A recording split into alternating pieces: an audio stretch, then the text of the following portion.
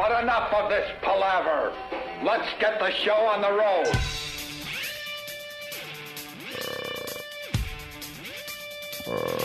Right about now, I'm thinking to myself, why didn't we take another day off? Why now, though? Because it just hit me. We're already sitting here. I know. Damn it. No, we'll have a good show. No one is here. No. I think we're the only live show from the SiriusXM facility. The roads are very, very light today. Very easy ride in? Driving in, yes. Very, very nice. I like that. Well, we are the workhorses, so, we got to exactly. We got to make our appearance and do our radio show. That's what we do now. Because we have the lame deal. Yeah. A lot of people that work for SiriusXM have the sweet deal. We have the lame deal. We have the lame deal. And we just want the bosses to know that we know. We know. That you know. We know that you know that we know that you know. That you gave us a lame deal. Yeah. We want one of those sweet deals. Sweet. You know? We want a sweet deal. Howard Stern is not here again this week. And you can't blame Howard. No. It would be so easy to blame Howard, but if the company's going to give you 12 to 16 weeks, whatever the hell he gets, a year off, you're taking that sweet deal. Yeah. I would take the deal. I would definitely take the deal. Oh, we'd love to mother F Howard over it, but God bless him. God bless him for getting that done. I know. By the time Lucky he gets... ducky. This is how much time he gets off. By the time he gets back, the Michael Jackson story will be completely gone. Yeah. Completely gone. Yep. He wasn't here for the Michael Jackson death, all the controversy, all the hubbub, all the chatter. The hullabaloo. The Reverend Al Sharpton, the burial, all that he's going to completely miss. That's how much time he gets off. God damn. Must be nice. How was your 4th? It was nice. Nice? Fun. Yeah. You have a fireworks display in your backyard? Party? No. I wasn't even at my house. No? For the 4th. No. Went over, hung out with Keith. Mm-hmm. And stuff. Went out on the boat Nice. a little bit. That's Saw the way some to do. Fireworks out there. Nice. Nice. Yeah. It was nice. Had a good time. Very good. Time off is great. I don't care what I do. It's just fun to sleep. Yeah, sleep and just do sleeping nothing. is the whole thing. It has nothing to do with, like, I could pretty much get off of when we're done here with the show, get off, and then do whatever I want to do. Sure. It's not like, I have a day that I got to go to work, so I can't do this, that, or the other thing. We're given the opportunity to get off pretty early, relatively speaking, to what other people do, and do fun things. Yeah. The only thing that sucks a moose dick is getting up early. Everything else with this job is gravy. Just getting up early is something I despise. It's the shock to the system. I hate it. The shock to the system. Especially after a weekend. Got a nice long weekend. It's, you're hanging out, you're having fun, you're tipping a few back there, you're sleeping late. And then you got to realize, then I realize it's Sunday, and I'm like, it's 2 in the morning. And I can't go to sleep because I woke up at 3 in the afternoon. Mm-hmm. And then, you get in, and all I think of is, like, I can't wait to get home and go back to sleep. Oh, it's terrible. We got to get a few laughs out before that. Oh, I know. But then we will. The thing is, once I get home, I go like, I'm not that tired. I'm ready to do a show and now. then I just do stuff. I'll hang out. I'll go to Best Buy. I'll friggin', go to the range. I'll do something. I love the people that bitch that they have to get up at 7 in the morning. Dude, 7. In my world, a treat. Thank you. Even if we weren't doing mornings, in my world, that would be just an amazing thing. I'd get up at 7 every morning like it's nothing. I would laugh at 7 in the morning. Laugh! Want to go right to the phones? They are lit. They haven't talked to us in a while. I know. None of us have real 4th of July stories, I'm imagining. No. I went up to the Rochester area and just, lounged around like you did. A lot of sleeping, a little drinking, a little socializing, a little boating. No big stories. No one blew their face off that I know. Dude, you know what, though? God damn it. They still have, like, martial law in other parts of the country. That's what I learned this weekend. Really? Just through the Twitter, just through my experiences up in the Rochester area. Down here, what? No tolerance with the fireworks, right?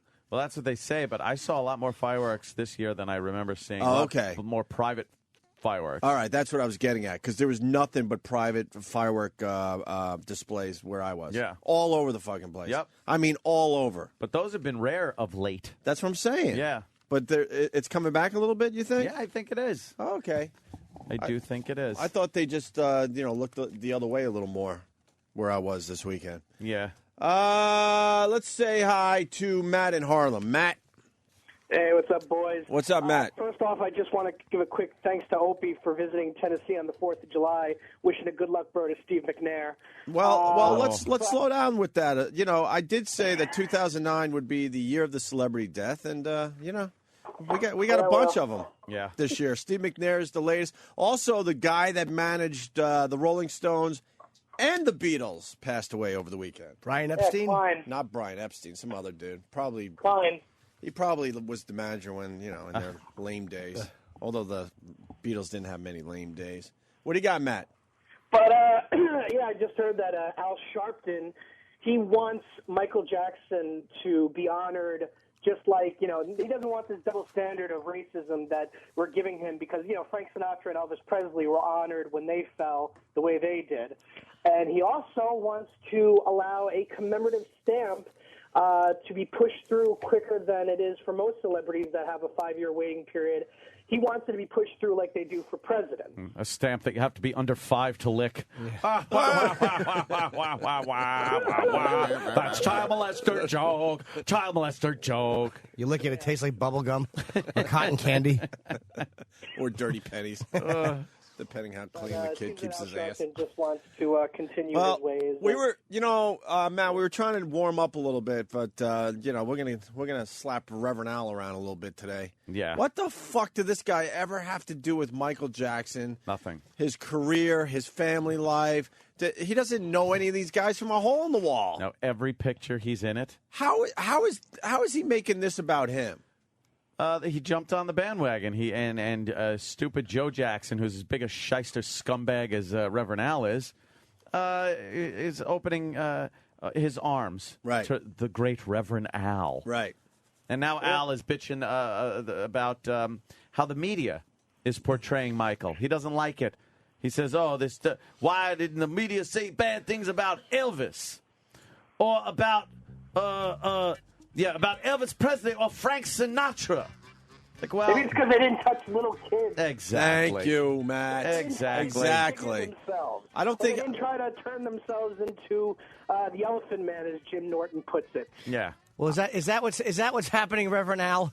Is that what's happening? Is that why that they're making these allegations about Michael? That is why.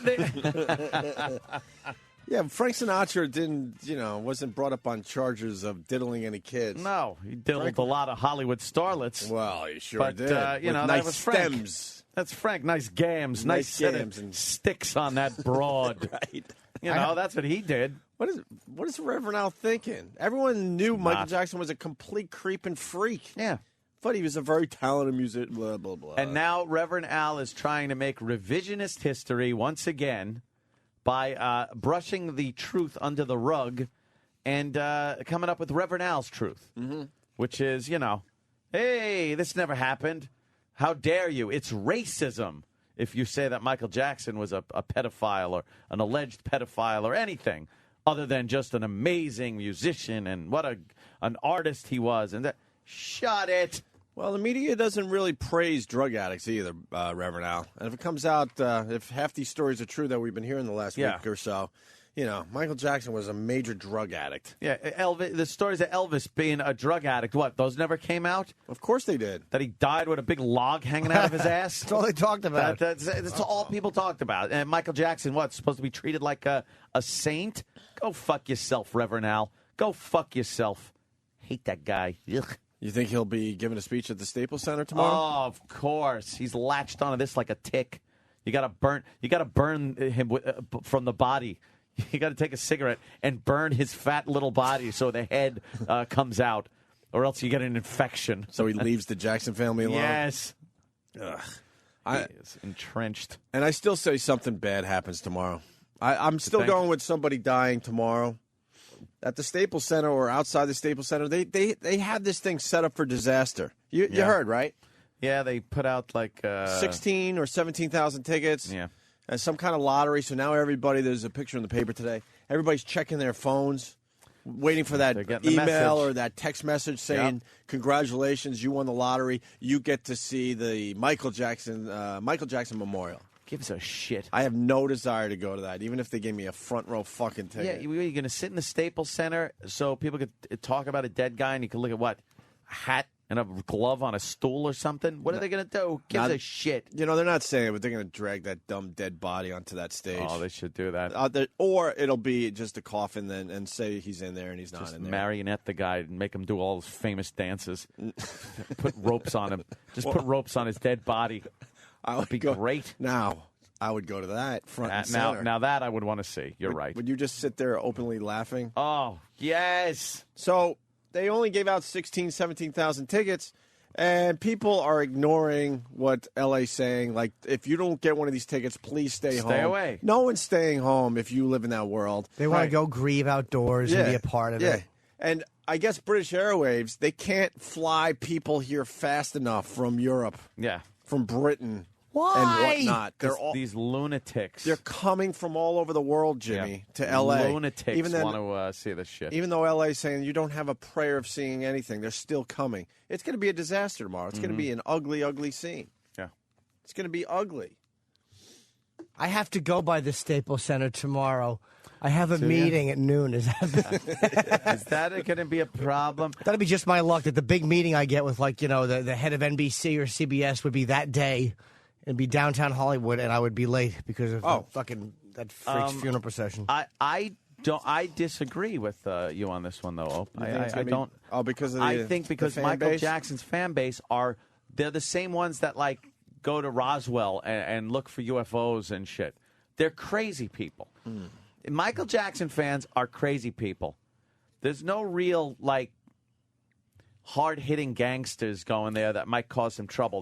There's crazy white people. I'm not even looking at the gangsters. And what are you looking at? What do you think is going to be the problem? Some of those broads that I've seen walking around with those Michael Jackson T-shirts. Really? If a few of them get on a flight to L.A., that's the ones I'm talking about. Yeah. That? They look like they could be in any talk show audience in America. Those type of, that's what I'm going with. And where do you think the Staples Center is? Beverly Hills? That's not in a great area. If it's where is that where the Great Western Forum is? I don't know, Jimmy, to be honest with you, but I would imagine that the gangsters are just happen to be in that area because that's where they live. Oh, maybe might have a problem with everybody there. That's true. Okay. I see what I understand the angle. You know, hardcore dudes just weren't into Michael Jackson. They'll see in that some way. but they'll see some potential victims and stuff. Oh man, it's gonna be easy pickings. They could set the drive-by shooting record. That's gonna be that's gonna be the watering hole on the Serengeti. Dude, it's gonna be. I can't wait to sit in front of a TV and watch this mess tomorrow. Oh, yeah, some white lady who drove in. Me, pardon me. You boys over there in the red, pardon me. Oh, get the commemorative Reginald Denny fucking potholder over her. Exactly. I know. I mean, toilets are sold out all over. Potholder? Potholder. How that would hurt. Yes. I meant flower pot. A potholder is silly. Potholder. She would just go, why did you do that? My God, they're beaten with an oven mitt for hours. I'm an asshole. Not even a bruise yet. A potholder over there. A potholder. That would be terrible. Gang members were seen with doilies all over Los Angeles. Hey, we got the Reverend Al thing that you were talking about. And brought this to our attention. The media concentrating too much on the controversies. Yeah. What the fuck? What? First of all, they're not. When was the last time Michael Jackson had a hit? For real? Mid-90s? Yeah. It's pushing 15 years without a hit? Yep. So the only thing in the news for the past 15 years has been his perversions, his weirdness, his kids that aren't his, his lily white children that obviously aren't his, his face falling off. I mean, it's been a freak show. His Peter Pan ranch, right? All the that animals, crap. all the that fucking shit. Allegations of him sleeping in the bed with the kids and sexual favors, oral sex with children. There's been this allegations. For years, that's all it's been. God, why do they give this Reverend Al the attention? I don't get it. I have no fucking idea. Get it. why this guy is getting any attention. Also in a sermon today, you were actually in the pulpit today, and you spoke out about the... He gives sermons? Sermon at the pulpit. I thought that Reverend Al thing was like, how... What kind of reverend? How celebrities get that fake degree at colleges. I thought that's what... For real, I An didn't know honorary reverendship. Yeah, I didn't know he actually Honorary. made... Did you know he made actual sermons in? No, because he gets up there. It's nothing but race-baiting shit. It's not a sermon. It's not a holy man. You're a race-baiting piece of shit. You're one of the biggest racists out there that points the finger and calls people racist. Meanwhile, he's worse than a Klan member, if you ask me. At least they're honest in their hatred. You're a lying sack of shit. Also in a sermon today, you were actually in the pulpit today, and you spoke out about the media's coverage of Michael Jackson. Why'd you say that? I think that it's fair game to raise all issues, but to just raise this demonizing of Michael Jackson. What a cocksucker. How many news broadcasts have you seen where all they've shown is Michael Jackson dancing, singing, his upbringing, without nary a word about the allegations of child abuse and rape? How many times have we seen the moonwalk in the last week and a half? It's only been about his talent, and they showed the Apollo Theater fucking shit and all the fans.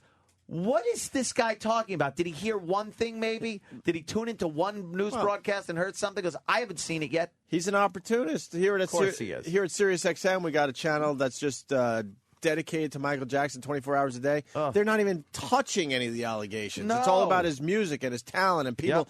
What about Larry King bringing all his friends and family on night after night talking about how great of a guy he was? Yeah. You know, they touch on some of this stuff, but guess what? They have an open discussion, and they ask these people that really knew Michael Jackson, so did you ever see him with kids? Did you ever see this? And he's getting, these people that were close to Michael Jackson to defend him on all these allegations. Fucking Reverend Al, when is he going to go away? I know. Just you're a dinosaur. You're irrelevant now. There's a black man in the White House. There's a whole black family in the White House. The highest office that can be held in this country is held by a black man. So shut your yap. Go back in your fucking hole. Crawl in your hole. Isn't it amazing that, like, with Obama being president and Colin Powell had been Secretary of State, or whatever, Condoleezza Rice had been, was Powell Secretary of State, or no, he was the chairman of the Joint Chiefs, and Condoleezza was Secretary. It's with all these positions that have been filled by blacks and by Latinos and all that, this Al's idea of being rebellious and bucking the system is saying that the media is concentrating too hard on all of the child molesting charges of Michael Jackson. Like, that's where you're at? That's where he is. God damn, Al. That doesn't prove you're just a dinosaur. He's done. That's the best you have? Mm-hmm. He's done. In racist America? Yeah. Mm-hmm. This horrible racist country. The fact that he could survive career-wise after all of those allegations is amazing. Yeah, exactly. You shouldn't have survived one of those allegations, much less a bunch of them, where there's payments allegedly made and all this shit. Come on, man. What other entertainer could survive? Roman Polanski had to leave the fucking country. He left the country. He still can't come back. Good, he shouldn't. And that was a girl. And the girl's now like 60, I think. Yeah. And she actually said, she doesn't care. Let him come back. Right. It was the best day of her life. And his wife was murdered, and so people tried to be understanding. Cause, Sharon Tate. Right. Yep. I don't know if it was the best day of her life. But who knows? All right, here's more of Reverend Al. Of Michael Jackson, and to act as though all of the allegations, many of them found untrue. I mean, he was acquitted of charges by a conservative jury in a conservative county in California, and they're talked about like they're fact, and like that's the whole Jackson story. That's what I object to. But the fact is, whether one wants to go through this or that, my concern is that this is the dominating story of Michael Jackson in some parts of the media. Not all, but in some parts of the media.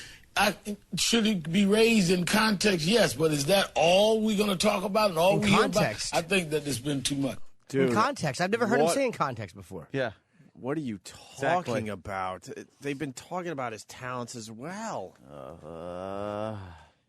What are you fucking talking about? That's something you can't just...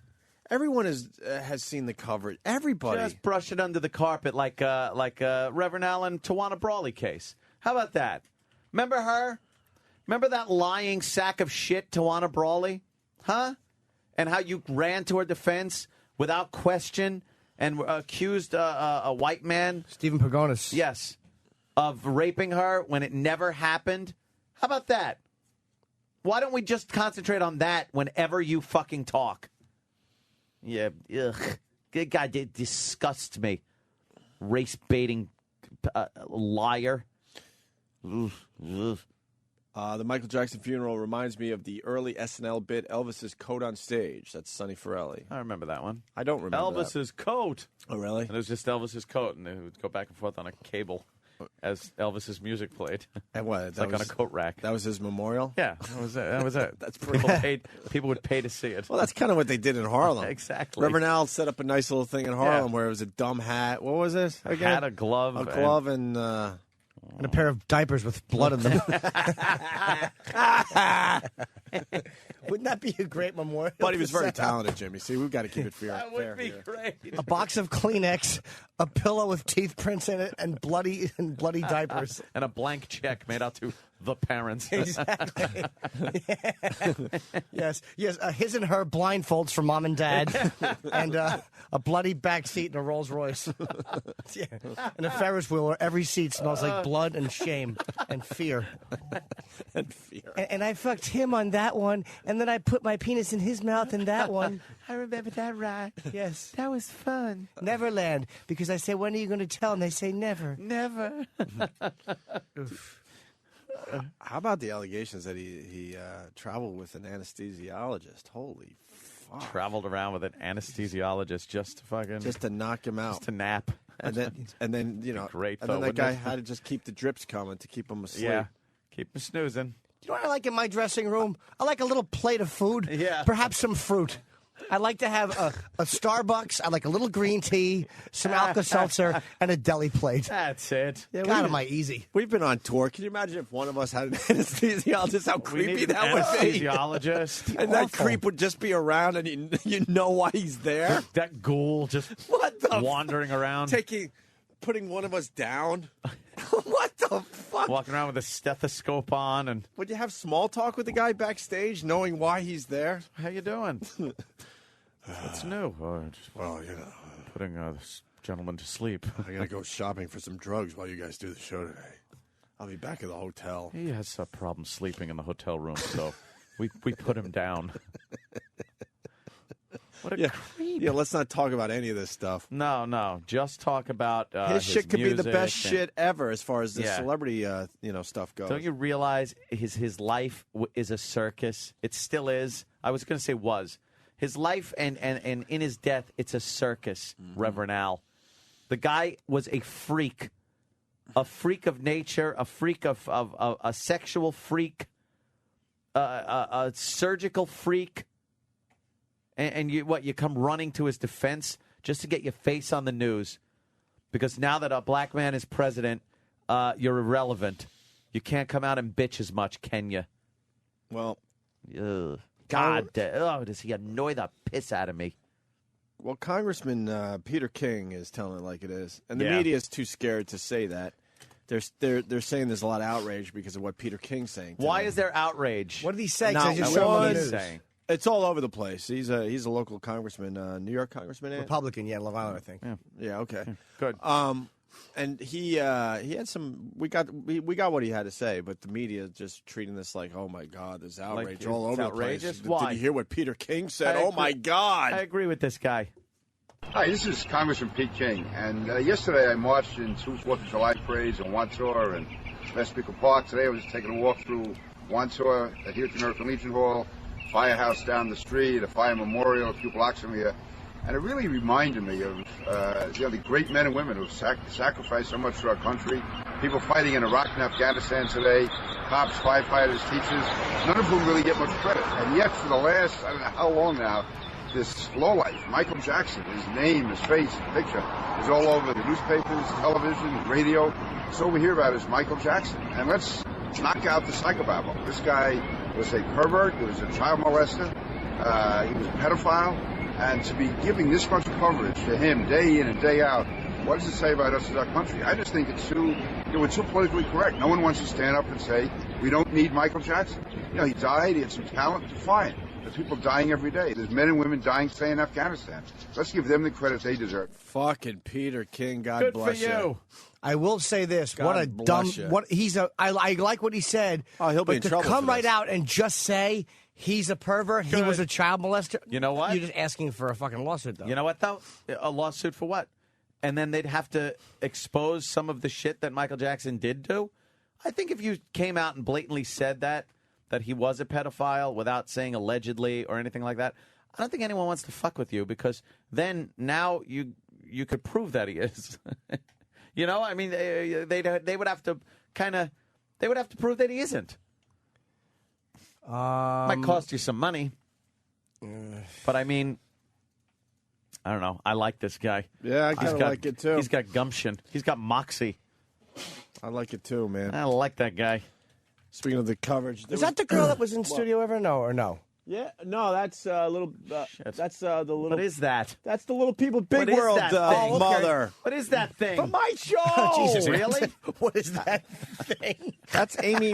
That's Amy Roloff. Oh, was it? Just a small gal. She rolled off the assembly line before she was done. I say fuck you to all our listeners today. Alrighty. And I'll tell you why. Because you didn't let us know that there was a Little People convention at Randall's Island this weekend. Yeah. I would have fucking went and pointed and laughed all weekend long. Yep. Would have been fantastic. And point and laugh. That's a little joke. But Amy Roloff is jumping on the get rid of the midget word bandwagon. Yeah. Do we really Every group have wants to... their word dismissed now. And we said this was going to happen. You guys got to kind of have a good memory. When the whole N-word controversy was going down, they're burying the word, and they're trying to get rid of the N-word, and this and that. We're like, this is no good, because now we're going to start banning all sorts of words all over the fucking place. Now midget is a word we can't use? Well, they're trying to get rid of midget. We were throwing that around before the show today, and we suggest that you now call midgets the N-word. Right. And you call the N's the... Call blacks chinks, call midgets niggers, call Irish people faggots. Thank you, Jimmy. Call Italians gooks. Just mix the whole thing up and nobody will know what to do. So it doesn't make any sense. It makes no sense. Right. Call a nice married couple, a husband and wife. Say, hey, you dykes. They'll go, what are you talking about? Look at us. None of it makes any sense. It's a man and a woman married. We have kids. That was Opie's suggestion. It was very funny. Just switch it over one. Right. Or switch it over a little bit. Just switch it over. Which But is great. I was trying to beat around the bush with my own bit. Yeah, you just got to say it. Yeah. But it would become meaningless. It's like it's ludicrous. Look, they're nasty words. If you call a black guy a nigger, or if you call a gay guy, hey, faggot, you are probably deservedly going to get punched in the face. Right. If you're willing to take the shot of getting your teeth knocked out, be my guest. It's a stupid thing to do. But to ban the words, it's just like you can't do that. No. There are social consequences for those words. Yes. I can't say fuck you to the listeners anymore, because now I got some knowledge. It's happening in Brooklyn until July 10th. Wow. Sam, you got to go interview some midgets. Oh, wow, really? Yeah. Interview some midgets for everybody. I heard there was like 3,000 of them here. Well, it's the Little People convention. Wow, it's just fucking awful. The room, there's like 8 rooms now taken up. You can't get a room on the 11th floor of the Holiday Inn. That's like a. They get together to find husbands and wives. That's like a. That's all. Is that what that is? Oh, it's like a get together thing. No, they get together a couple times a year because think they hook up. Well, because in their hometown, there's not a lot of midgets walking around, so they have to get together and find people like themselves, and then they end up hooking up, and then they end up getting married and stuff. Midget threesomes going on in that hotel room. I think it's pretty much they get together to find spouses. Those twisted up little fucking legs. Just wrapped around each other. Let's march against them. Short little arms. I don't even know why I'm beating them up, because I love Little People, Big World. They're fine. There's nothing wrong with terrific. them. But I say let's march against them just to be ignorant assholes. Down with them.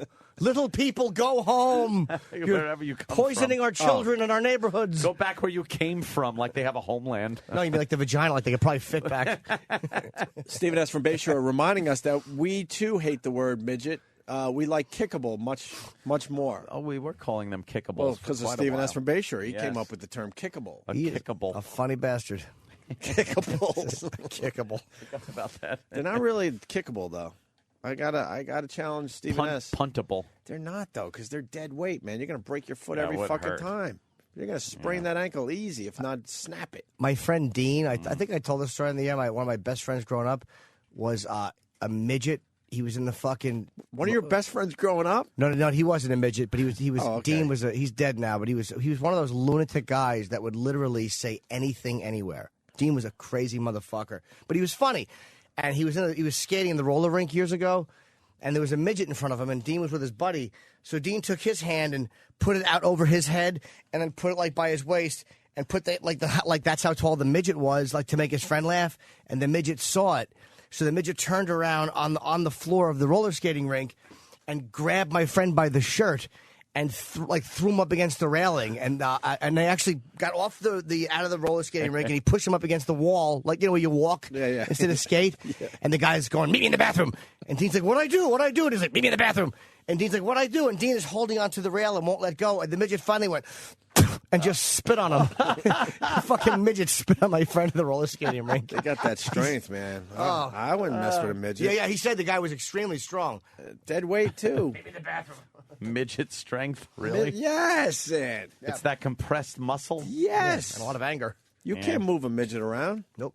It is hard, I guess. Yeah, they got. Hell no, they don't topple over. They got no leverage on their arms, but they do have a low center of gravity. Try knocking a midget over; it ain't happening. Try knocking a regular person over, like a bulldog. Easier. Yeah. Yeah, you could trip them a little bit. You can't trip a midget. Gotta agree with you. Low center of gravity on the whole damn thing. Big fucking flat feet. By the way, these are all jokes because, someone will take this stupid audio and then throw it up somewhere and we'll get fired. So we got to just acknowledge as we go along that we're just joking. We're making jokes. We're just joking. Yeah. Jesus Christ. What we mean to say is... What do you think of that Peter King thing? That's pretty good, Punched over retard. I'm just kidding you. Welcome to our humble home. Guy's great. Fuck.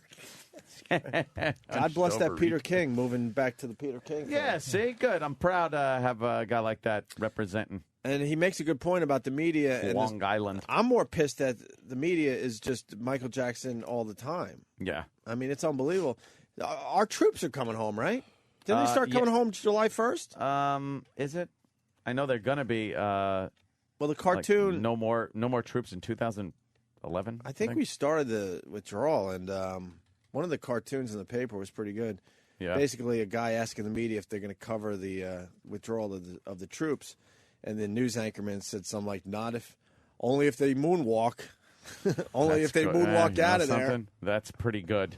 Or something like that. That's good. I might have to get the actual all too true cartoon to make sure I represent that correctly. But you want to take a break? Sure. Well, this guy wants to thank us, which I really appreciate. Rich in Ohio, go ahead. Hey, good morning, guys. Hey. Welcome aboard, Rich. And I just wanted to say thank you guys for having a live show today. I got Best of XM a few weeks ago, and I haven't changed it from the virus, man. You guys are fucking awesome. Oh, thank you, sir. We appreciate it. Can I tell you I'm sorry. I'm also a strong black woman, and I agree with everything you're saying today. He's a strong black woman. All righty. Do you have? I gotta say the iPhone app. Thanks, for fucking. I didn't like. I didn't know if it was gonna be any good.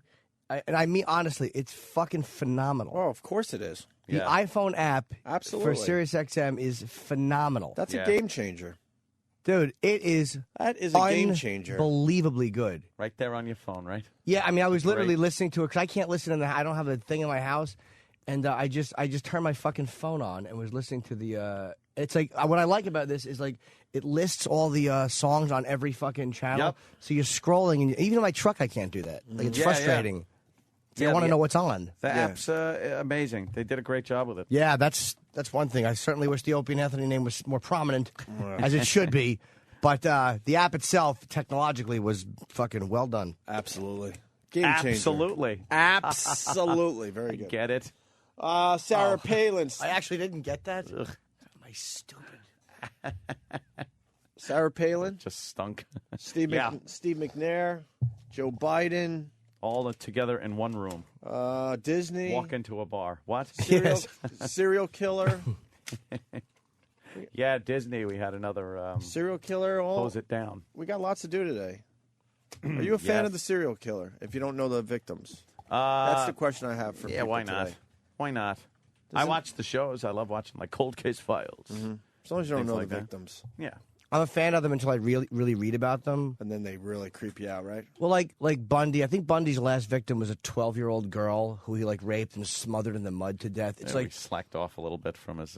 Well, his heyday, you hear about like he was yeah. this gentleman serial killer and he was suave and good looking, but the guy really was a savage piece of shit. Oh, yeah. Like they really are awful.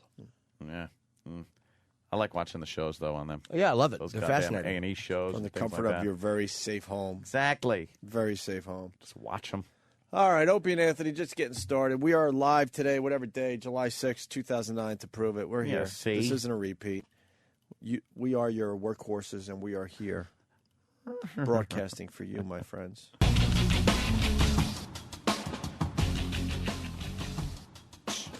Checking out the Opie and Anthony show. Thanks for joining us today. We appreciate that. Hello.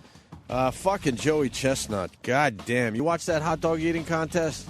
No, you know something? Pat wasn't in it. So I said, fuck him. I ain't even watching it. You know what? I should have said the same thing. But I should have said the same thing. I am loyal to my pal Pat from Monarchy. Joey Chestnut? Yeah. Do you know how many hot dogs he ate at least? How many? Do you know? I have no idea. Set a new world record? Did he? 68. Holy shit, what was the record before that? I don't know. Wow. I think 68. I think 14 or something like that. And 68 hot dogs. And who came in second?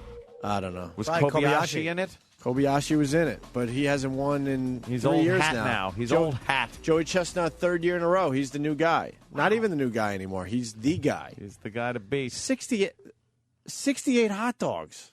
And buns. Somebody explain how that's possible. I think Pat has even tried to explain it, and I don't get it. Well, you got a muscle, a girdle that has to be stretched out. 68 in 10 minutes, by the way. Wow. 10 minutes. That's almost 7 hot dogs a minute. I can't even eat my breakfast Do in that. 10 minutes. It takes me an hour to get a dumb fucking egg white omelet down. Astounded. Imagine if you were in the contest and every one you just ate slowly Daintily. and enjoyed with a little bit of mustard. Mustard on it. And then with 10 seconds left, you took a bunch and just shoved it into your mouth and the buzzer went off. And you were like, oh, darn. Just gingerly eating it, chatting with your neighbor next to you. Texting. As he's just shoving shit in his mouth. It's like, hey, how you doing? Hey, don't eat like that. You're going to get a bellyache. Chastise them. The news on the day after the contest had a plate of hot dogs, 68 of them. Yeah. To show you what it would look like. Oh, really? Then they had some cute banter about trying to eat all 68 hot dogs. Oh, we all laughed and laughed and laughed. Loft. God, I love that banter. Yeah. Isn't it terrific? It's fantastic. Stephen S. from Bayshore wants to plug an appearance. I mean, he's doing very well for the radio show so far today. I'd like to plug an appearance, he writes. Oh. I'll be painting the inside of F.H. Riley's the next 2 days. Oh. And then he writes, showbiz. Is he painting? That's what he does, huh? I can't believe my brother gave you the job. I'm amazed. I'm amazed at that. Really? He's an all-around handyman. No, we're very happy to give Stephen S. some work. Let him paint because you know what happened to the last guy that was rejected as a painter? He went on to other things. A little man named Adolf Hitler. He was a painter? Of course he was. Not like that kind of painter. He was an artist. I actually have a book of his works. It's not bad. It really isn't. Is that why? Jesus fucking Christ. If one more person would have said great flowers. Yes. If somebody would have, accepted him as an artist, and his stuff ain't that bad. You look at it, it's like, watercolors and shit. But, What a dick. But, just... I got to see, Hitler's artwork now. Yeah, take a look at some of Hitler's paintings. I have to see Hitler's water lilies. Yeah. Jesus. If It's you nice stuff. If you could find Brian Regan's take on art, his special just happened to be on Comedy Central over the weekend, there you go. too. While I was having some coffee. If you could find that, I would love to play Brian Regan's take on art. That's an actual painting? By Hitler? That's a Hitler. Get the fuck out of Yeah, here. just pop up another one. That's not bad. Do you have any of these prints? Bad. It's, and if people said it was good, maybe, say, there's a Hitler. No way. Yeah, I did not look. know this. That's some good shit. But if Where are these photos, these paintings? I don't know. I honestly don't know. And following in my attic, and following Reverend Al's, advice to the media, shouldn't we be praising Hitler for his artwork as well as all the crazy stuff he did in his life? How come? Why all the negativity? Why only negative things? Talk about the wonderful paintings he did. See, look at that. It's a little room. It's got a couch. It's kind of looks a little cold. Yeah. For a guy who was a mass murderer, he really had boring fucking art ideas. Just some chairs, a window. Yeah, well, fucking an awful vase. Everything's off kilter a little bit. Hitler's stuck as a painter. Pat from Munaki. We asked and we get the answer. Okay. Joey Chestnut did 59 hot dogs last year. He did an extra 9 this year. That's something. New record is 68 hot dogs in 10 minutes. That's unbelievable. Did he? Was it a steady eating? Did he at the beginning? Has to be steady. Or did he go hard at the beginning, or did he really come back at the end? They got this thing down where now they're just shoving it in like a wood chipper. They just go. Yeah. I don't understand. It is amazing. And Stephen S. from Bayshore again. What the fuck? Everyone else, all the other instant feedbackers took the day off, you motherfuckers. No We're one here. Wants to play. Where the fuck are you? Is it true that they're going to be burying Michael Jackson without his brain? And if that is true, why? Supposedly that just hit the internet. No way. Burying Michael Jackson without his brain. That's got to be a rumor. Huh? That's a rumor. When you go, don't you want all your parts just in case something? Just in case. Study his brain? I don't know. Yeah, what if you need all that stuff in the afterlife? I don't know what I believe anymore, but I'm a just-in-case guy. Just in case. You never know. You do the right thing. You donate all this shit to science, and you're up there with nothing. You go, trying to pick up broads, and half your body's missing. How long is this going to last? Oh, eternity. Eternity, without your eyeballs. Without your eyes. And there's some great stuff to see up here. Yeah. Fuck! You should see it's paradise. But are your eyes seeing but I can't see. From someone else's body? No. It's got to be your own. And because of that, are you seeing? No. Fuck. It's got to be your own. Yeah. I think creepy. Heaven is a place where all the streets are gold and you're living on clouds. Wow, that's heavy duty, man. I think so. And you see all the people that you used to like, but they died. And there's always food for everyone. How lame are we, though? When we were being brought up, they said, like, heaven's up there. And heaven was up, yeah. And they always show it as clouds and stuff. Yeah. But they really mean the heavens, which is a lot higher, and I don't think there's any clouds up there. No, but that's outer space, and they don't mean that either. They don't mean outer space? No, that would be silly if heaven was outer space. It has to be outer space. There's nothing in outer space. That's the only way to look at it. It's a big vacuum. But aren't we total assholes? Isn't gold a soft metal? Yes. And we think that because we find it pretty, that the creator of all would line the streets with a soft metal that we find attractive on charm bracelets. That would be awful. Because what happens if the rim of your vehicle hits the curb? Because they're lined with gold, which I mean would probably be the curbs, right? I imagine you wouldn't be driving in heaven. It would dent it. Why not? Why wouldn't you? What if my paradise is driving? Sure, it's heaven. I should be able to do what I want. Right? You have wings. Use them occasionally, like a bird. They jump around. But why gold? Like, why would God take our idea of gold being pretty? Like, what if God likes something else? Like, I happen to like lead.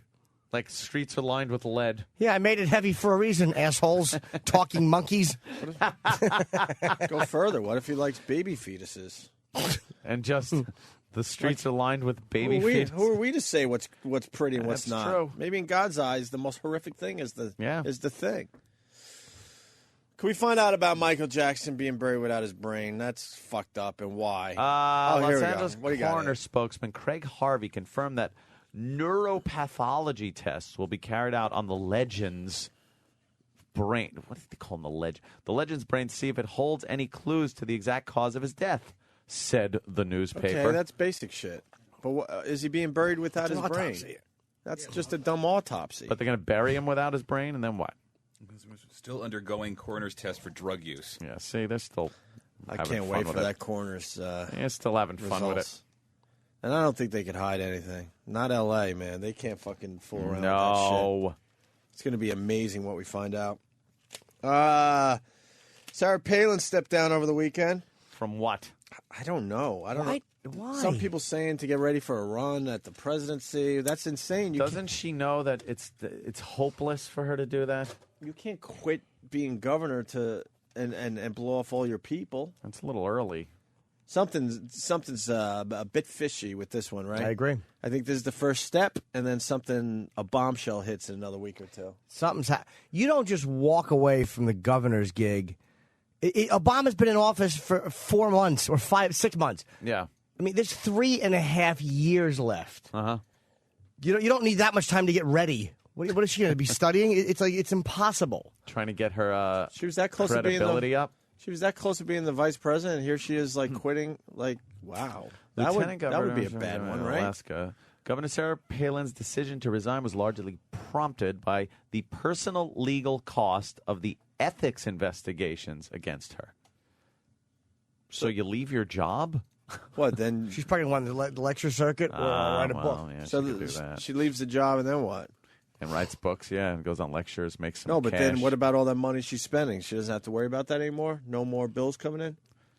Well, that's what the book would be for. Oh, she'll write a book. I see. She'll go on the lecture circuit and make some more money because I don't know what it pays to be a governor of fucking Alaska. Mm-hmm. Can't be that much. They took his brain. Michael Jackson's brain. Yeah. It's kind of ghoulish, but isn't he going to be cremated? No one knows anything of what this guy's doing. They're all going to the Staples Center. I saw these lunatics that went online to try to get these tickets, millions of people, and they don't even know what's going on, by the way. No. They clamored for these things. There's no idea. They have no idea if the body's going to be there, the family's going to be there. They don't know what this is, and they're freaking out that they're going to go to this thing. I'm a seer. You're a seer? I call it a seer, even though someone says it's what? How do you say that word? If you like prognosticator of prognosticators. Nice, I like that. Wait, what movie is that from? That's Groundhog Day. Oh yeah. God damn it, I knew that one too. Fuck. No, they'll definitely have a coffin at the Staples Center. Do you? Without a doubt, because dude, is that a little tacky? But if they're worried about something happening to the body on the way to the Staples Center or any of that bullshit, there'll be a coffin there. I mean, and they'll say Michael Jackson's body's in there, but it might just be an empty coffin that all these dummies will stare at. You don't see that they as being have to have tacky, some kind though? of coffin in there. They're thinking Lady Di. You know how Lady Di had that whole fucking thing. But they never put her coffin on display. Sure they did. Through the streets of... No, that was a royal funeral procession. Right. Which is different than him selling tickets or giving away tickets at an arena. That's why they didn't sell them. That's the tacky part, technically. Although I do agree with you, the whole thing is tacky.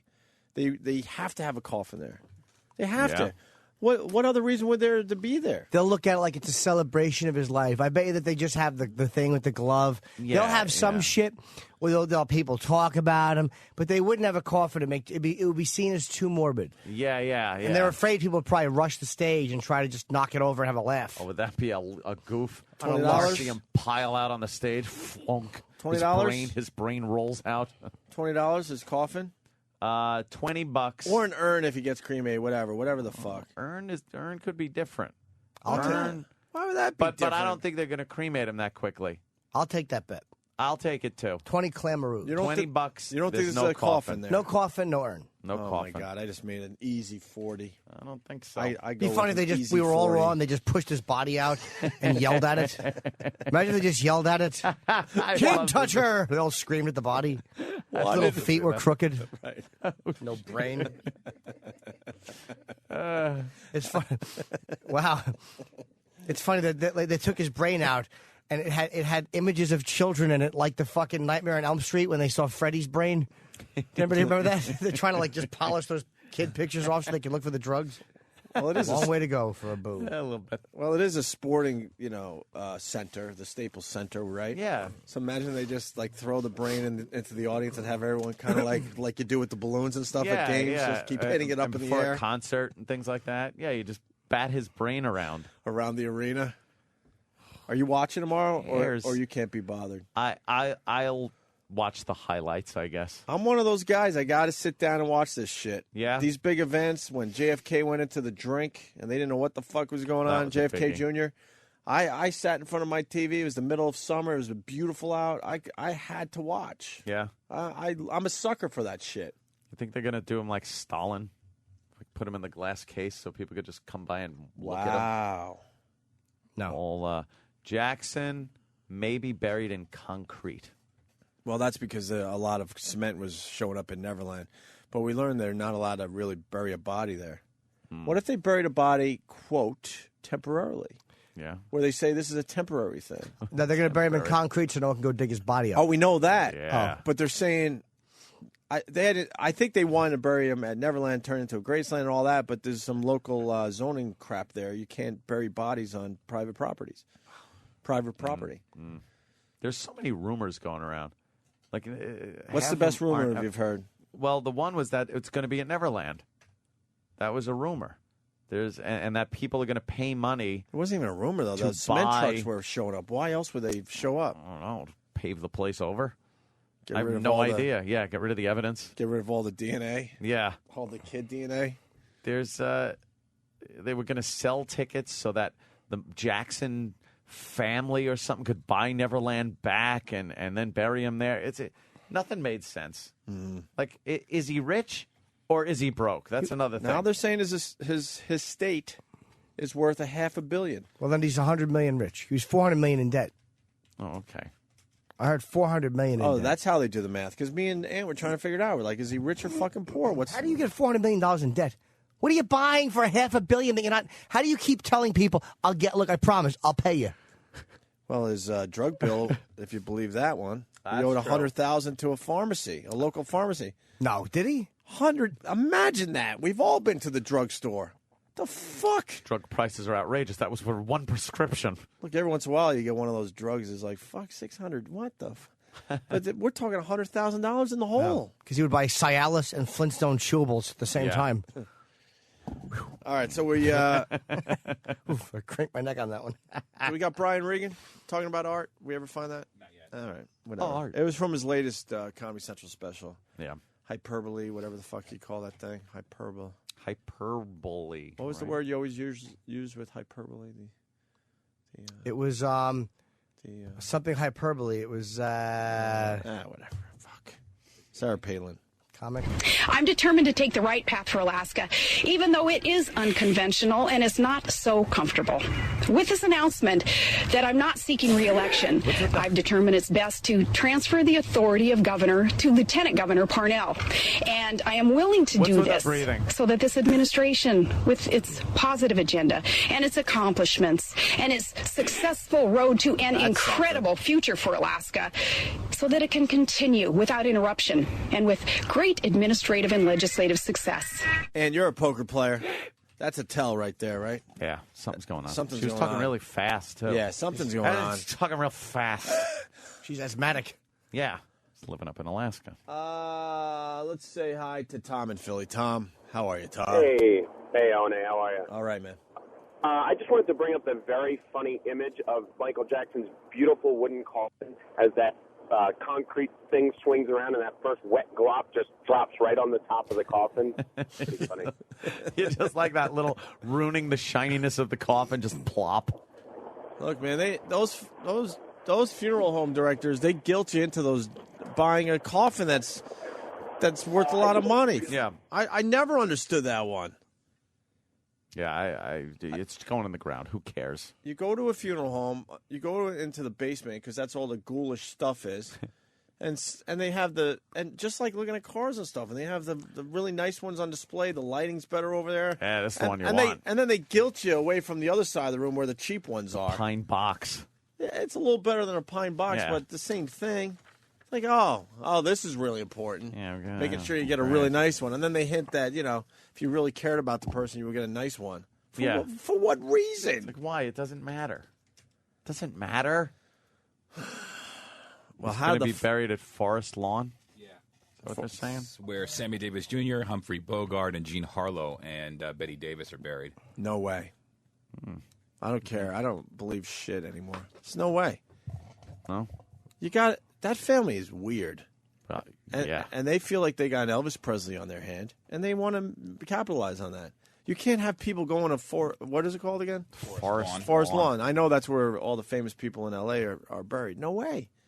They got Elvis Presley. They got to figure out where to fucking put this guy where everyone could come and visit. And where they can make money off it. That's what I'm saying. You can't make money off that. And then Neverland and all these other places are meaningless. But if you have the body there, that's a pilgrimage for a lot of people. Yeah, is Elvis buried at Graceland? He is, right? Hell fucking yeah. I've been there. I don't even remember. Elvis Aaron Presley. You were at Graceland? When I was touring with Dice, we did casinos down there. Oh, I would love to check out Graceland. We didn't get a private tour, but we got separated from the public tour, so we had a lot of time to ourselves. See the log? No, but I will let you say there is a log. We asked about the duty, remember? Yeah. Our exclusive interview with the people that take care of Graceland. I do know someone who has been upstairs, though. It's alarmed. You cannot go up the steps. However, the management company that I am currently with, let's just say they were merged with the company that owns Elvis's estate. Allowed to go upstairs? Maybe. Perhaps. Well. Did you go upstairs? I have not. No. Are you kidding me? No, but perhaps someone high up on the management chain saw the entire residence. Wow. And what do they say about it? I didn't ask. I will find out. Why wouldn't you ask? Because I didn't hear it from them, but I could just call and ask. I honestly didn't. Imagine there's a flat screen up there. What the hell? I was just looking at CNN, and it's like Michael Jackson to be remembered. His big thing, they're going to do live coverage from the Staples Center. So what is Reverend Al talking about? So where's and they didn't show a graphic of him licking a little boy's knob. They showed a picture of him with his glove on and doing the moonwalk. Yeah. Reverend Al's a liar. Reverend Al's an idiot. They said this morning it was a solid bronze coffin plated in 24-karat gold, cost over $25,000. That's Justin G. from Westchester, PA. Really? Sounds great. 25 G's is nothing to that family. What they would do if they had any fucking dignity or class is they would take him and bury him in a very, very cheap coffin and then take that price difference and donate it to something. And pay off another kid? Pay off another kid's family. Who would say that? That's crazy. Exactly. Palin continues. She makes a basketball analogy. Oh, no. Does she? We know we can affect positive change outside government at this moment in time on another scale and actually make a difference for our priorities. And so we will, for Alaskans and for Americans. Let me go back quickly to a comfortable analogy for me, and that's sports. Basketball. And I use it because you are naive if you don't see a full court press from the national level picking away right now. A good point guard, here's what she does.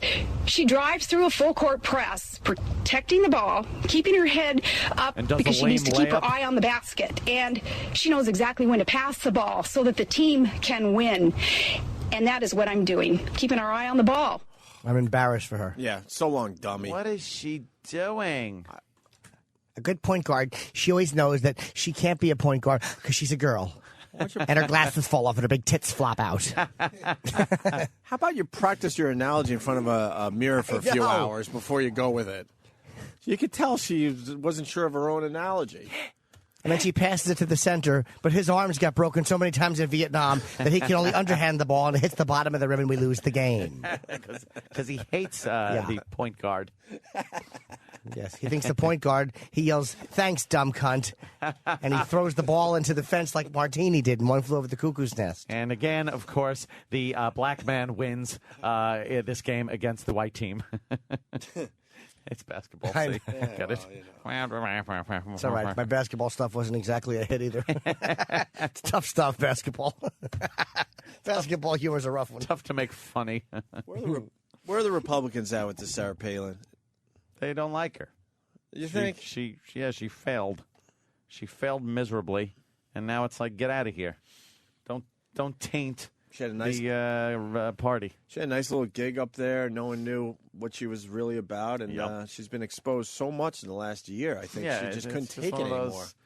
And now I think that's probably why she's backing out. She wants to lay low for a while, I think. She wants to lay low. I don't know. She likes the spotlight. Yeah? I think she loves the spotlight. She loves it. She just doesn't want to work for it. She'd rather just, like you said, write a book, do a little lecturing. Relax. Go the easy route. That's an easy route. Take care of old. No pressure. Pete Rose. That's got to be a full-time job right there. Oops. Stop. Where's my penny collection? Exactly. Oh, up someone's nose. All those hours spent putting tape over the electrical outlets and signs. Don't lick here. Let's go to cigars and scotch. My penny collection. Cigars. Who has one? Hey guys, with the basketball analogy, is she trying to tell us she's a lesbian? Oh yeah, there you go. Ah. So she doesn't have it anymore. Oh boy. Never good. I got 80 other jokes I could go for here. As to why she's retiring. Pete Rose. I want to spend more time with my son, Mo Howard.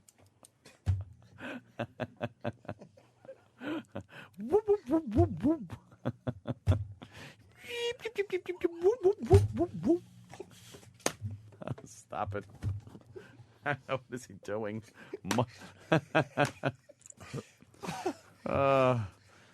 Sorry, I have to go now. I'd make another analogy, but my son is licking the aluminum siding.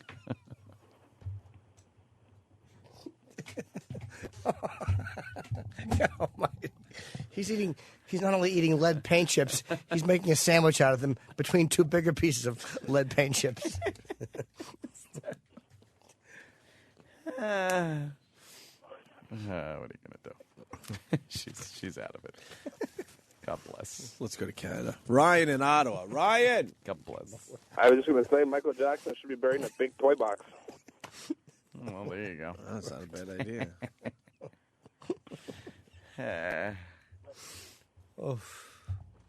Yeah, I gotta practice on Adobe Photoshop, so when I have to go in and fix all those pictures, I can. Yeah. Tough job she's got there now. Oh God. Oh, Brian Regan on art. Sam found it. Yes, of course, Sam did. All right, he's a good boy. What a goody gumdrops. Let's say hi to Troy in Kansas. Troy. Hey, what's up? Hey, buddy. Hey, they're going to spread Michael Jackson's ashes at the Staples Center so he can be inside small children one last time. Well delivered. Yeah. But how would that mean? Yeah. How would I'm it confused. be inside small children? Yeah. Go ahead. Go. Their ashes would be inside of his ashes would be inside of their lungs. Why? Are there going to be like a lot of kids there? It's Michael Jackson, probably. And he probably okay, I'm out. No, he didn't invite them. You were going to say he probably invited them, but he's dead. Yeah. See what? So what do you mean? All right, I guess I burned. Well, what do you think they do, sir? Do you think they cremate somebody and then put him into the ventilation system? Possibly. Like, he'd be in an urn. Nobody could breathe him in. Look, the guy's trying. He almost has it. And, like, what would him being in their lungs Can we at least have give to do a C-? with anything? Yeah. No, this is a fail. This is a C- complete fail. He had a All nice, right, thanks. He had a Thanks, nice guys. little concept. No, it was Work horrible. the concept a little bit, Troy. Come on. I'm with you. Let's go. Give it a different delivery, man. Oh, Yes. he's gone. He doesn't want it. Yeah, Where don't is hang he? up. God, I wanted him to try again. He's probably on the internet right now looking, how do you breathe in particles? So he could call back and rebut. The visual of putting Michael Jackson's ashes in the ventilation system. I like how he cut himself off and he goes, he invited them. I forget it. Yes. Oh, We've he all been did? to a wake with an urn. What they do is they take the body and they throw it in the air and they turn a fan on. Yeah. And everybody breathes it in. Very accurate. Then you leave the funeral home like you were in a fire. Yeah. It'd be treated for molester inhalation. Dude, how great What would a that be? buffoon he was. How fucking great would that be? Oh, God. Especially if the person that died had a great sense of humor. Fuck Oh, it. yeah. Bringing up By one of the those way- massive fucking flood fans. Yeah. It's whirling around the room. There's no getting out of it. You're leaving like the first Trade Center bombing with some ashes around your mouth and nose. You're crying. Then you go to the local restaurant to have a meal with everybody. They're trying to talk at the wake, but they're all just uncomfortable. He really was a... Seemed like a good idea at the time. Yeah. But Grandma's spitting her own son's ashes out of her mouth. Oh. Everyone's looking for contact drops. There's granules under their lids. Lawsuits follow. It's a disaster. The urn falls over and clunks loudly. Dong! It's just supposed to be a joke. A lot of dirty footprints to everyone's cars.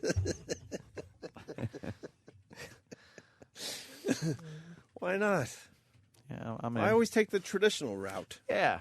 Why not get a little horrific? Little silly. Go horrific. Go horrific. Horrify the people.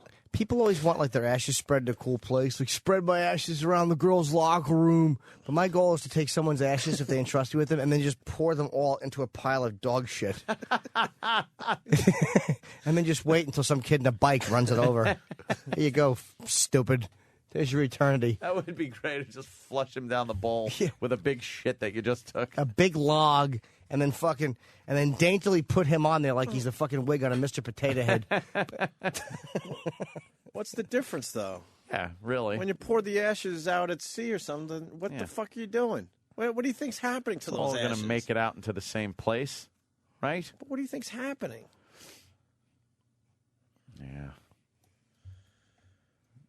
All right. Silly. Oh, God, that's funny. Let's say hi to Matt on Long Island. Matt. Yeah, did you say, let me make a basketball analogy? My son's head. What do you mean? What do you mean? Palin, sorry. Going back to that. But it's not a vegetable. Vegetables like, No, it's like a big basketball, Waterhead basketball, big, I don't know. But you said vegetable. Basketball, I said. Basketball analogy. Oh. Now I get it. Why basketball? Just call everyone out on their jokes today. Piss off.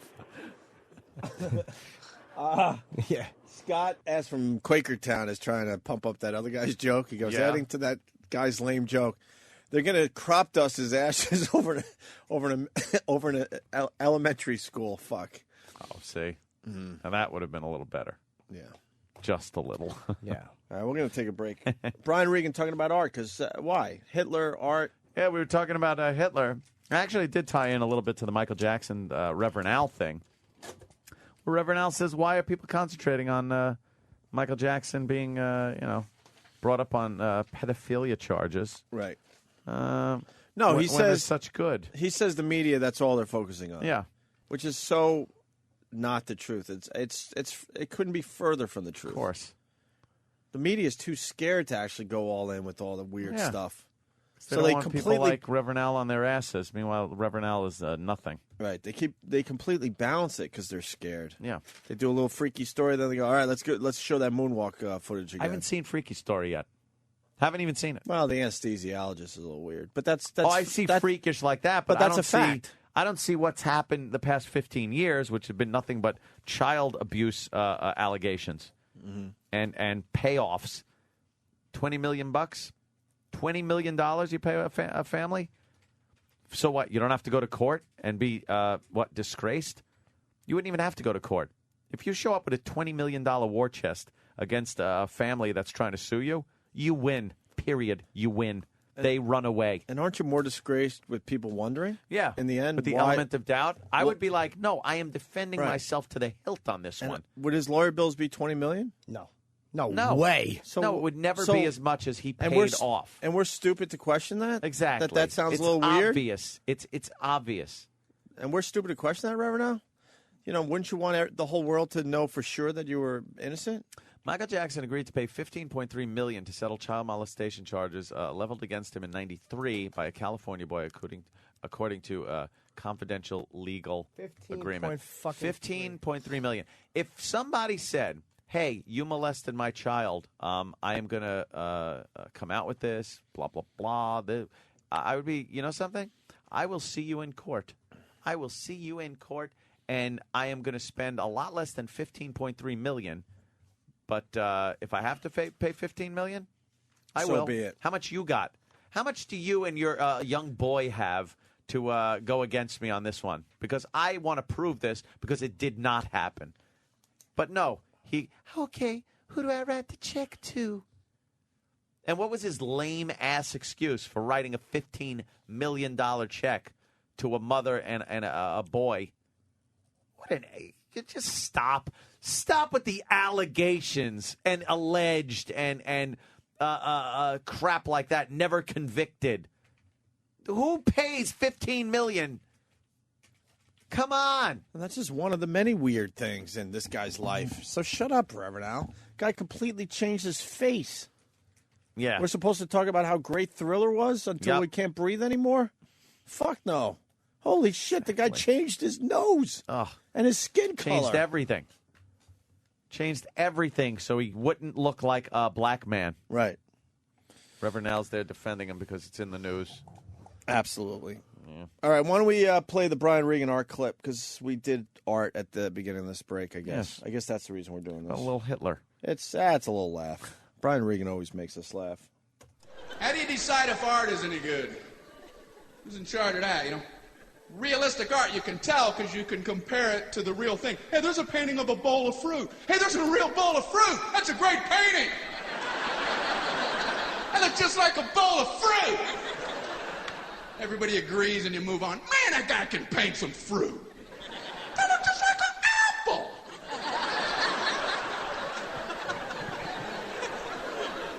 But abstract art, who decides if that's good or not?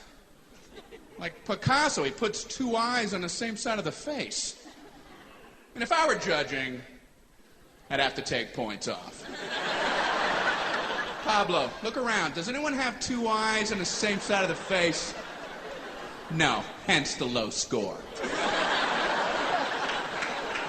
And people say, well, that's just it, Brian. He sees things differently. Well, then he shouldn't be painting.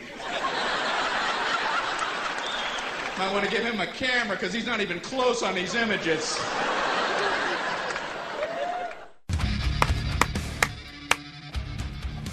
Wow.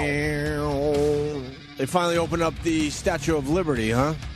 Oh, yeah? That only took 8 years. Yeah, I know, right? Why did that take 8 years, for real? What the fuck is wrong with us? Everyone's scared. Everyone's rah-rah that it's finally open, but I'm like, what the fuck? Why 8 years? Yeah. Why?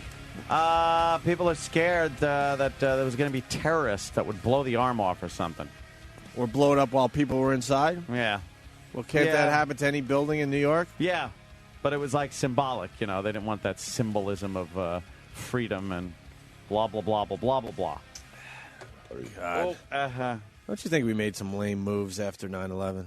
Yep. A lot of lame moves.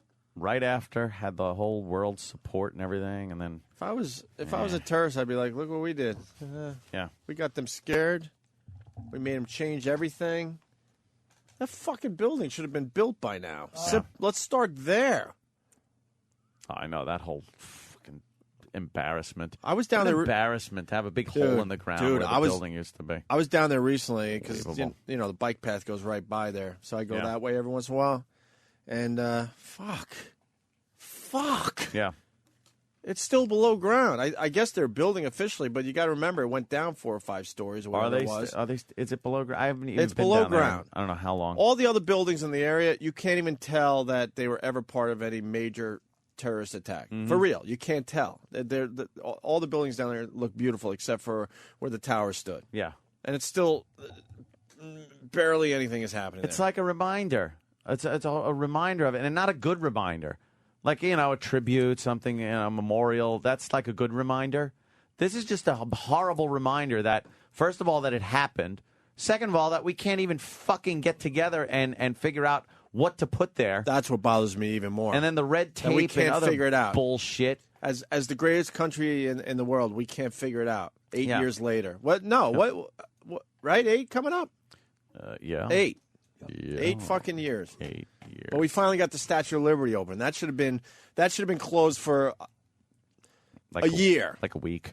Maybe like the anniversary of 9/11 or something. The first year you do something positive. Go, all right, we're opening this fucking thing up again. Yeah. 8 years later, we finally get that done? It's lame ass shit. Yep. Oh, I did not know this. This is why, Aunt. Richie Boy from Maryland. Richie Boy. Hey, what's up, boys? Hey, man. Yeah, turns out that Jesse Ventura found out that super thermite paint was used when they were redoing it, so they had to redo everything. Oh, God, the thermite paint, right. Thermite. They used. You ever hear of thermite paint? Did you ever hear? Yeah, heard of thermite paint never being used in building demolition. Never. They drill holes, put giant sticks of dynamite in, use beam cutting wedges with explosives and shape charges. Thermite paint. They must have had the best. Really?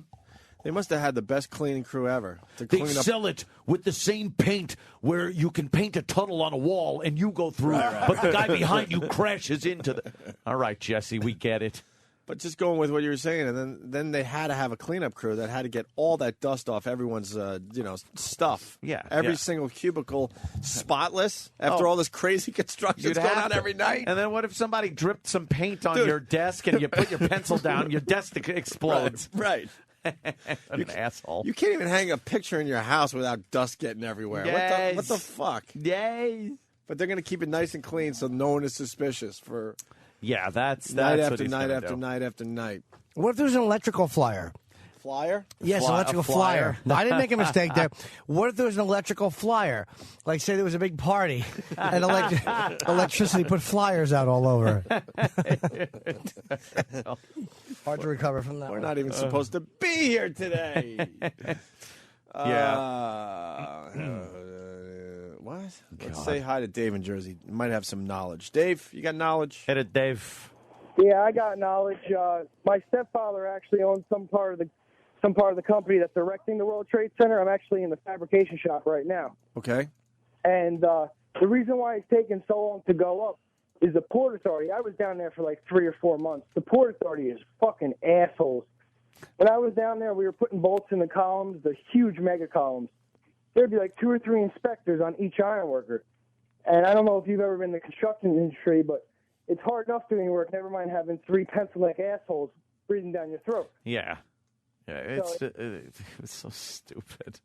It takes forever to do everything. So thermite the only reason paint it takes so long, if you look across the street at Goldman Sachs, huge building, ginormous, took 18 months to put up. Well, It was going to take 8 years. I know. It looks great. It's giant. Most of these buildings take less than 2 years now. Yeah, I mean, we put up the New York Times building. That took less than a year. That's 48 stories. No way. For real? Yeah. That's unbelievable. It's just bullshit. It's all the Port Authority. It's money. These people are getting paid $100,000 to stand around and show you what you've been doing for X amount of years. Right.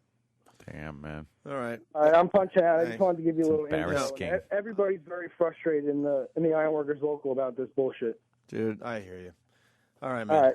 All right. Good talking to you. I flew, for the holiday, whatever, and going through the airport, you're just reminded of how ridiculous airport security is. Yeah, always. With the 3 ounce of liquid. It's just we all get to be bothered now because what they did on 9/11. Simple as that. Yeah. I'm looking at half the shit on my carry-on. I'm like, if I really wanted to, the shit I can make out of the stuff in my carry-on that's not on the list would be way better than the liquid and everything else. Yep. I was looking at just my dumb sunglasses. I'm like, all right, I pulled the fucking things off. For real. And I was like, all right, then break the lens and you can make all sorts of stuff. If you took your sunglasses and snapped the things off. Right. And then tried to get in with just those things. Oh, yeah. They wouldn't let you in. Right. But if they're on sunglasses, then you can. I get so annoyed because it's hysterical. They're not protecting us in the end. No. Just look, next time you fly, do a little exercise with yourself secretly because they'll have you arrested. And look at the stuff that you have in your carry-on that's on your person. And just start doing some imagining. And tell the guy at security what you're doing. But I'm like, what are they really protecting us against?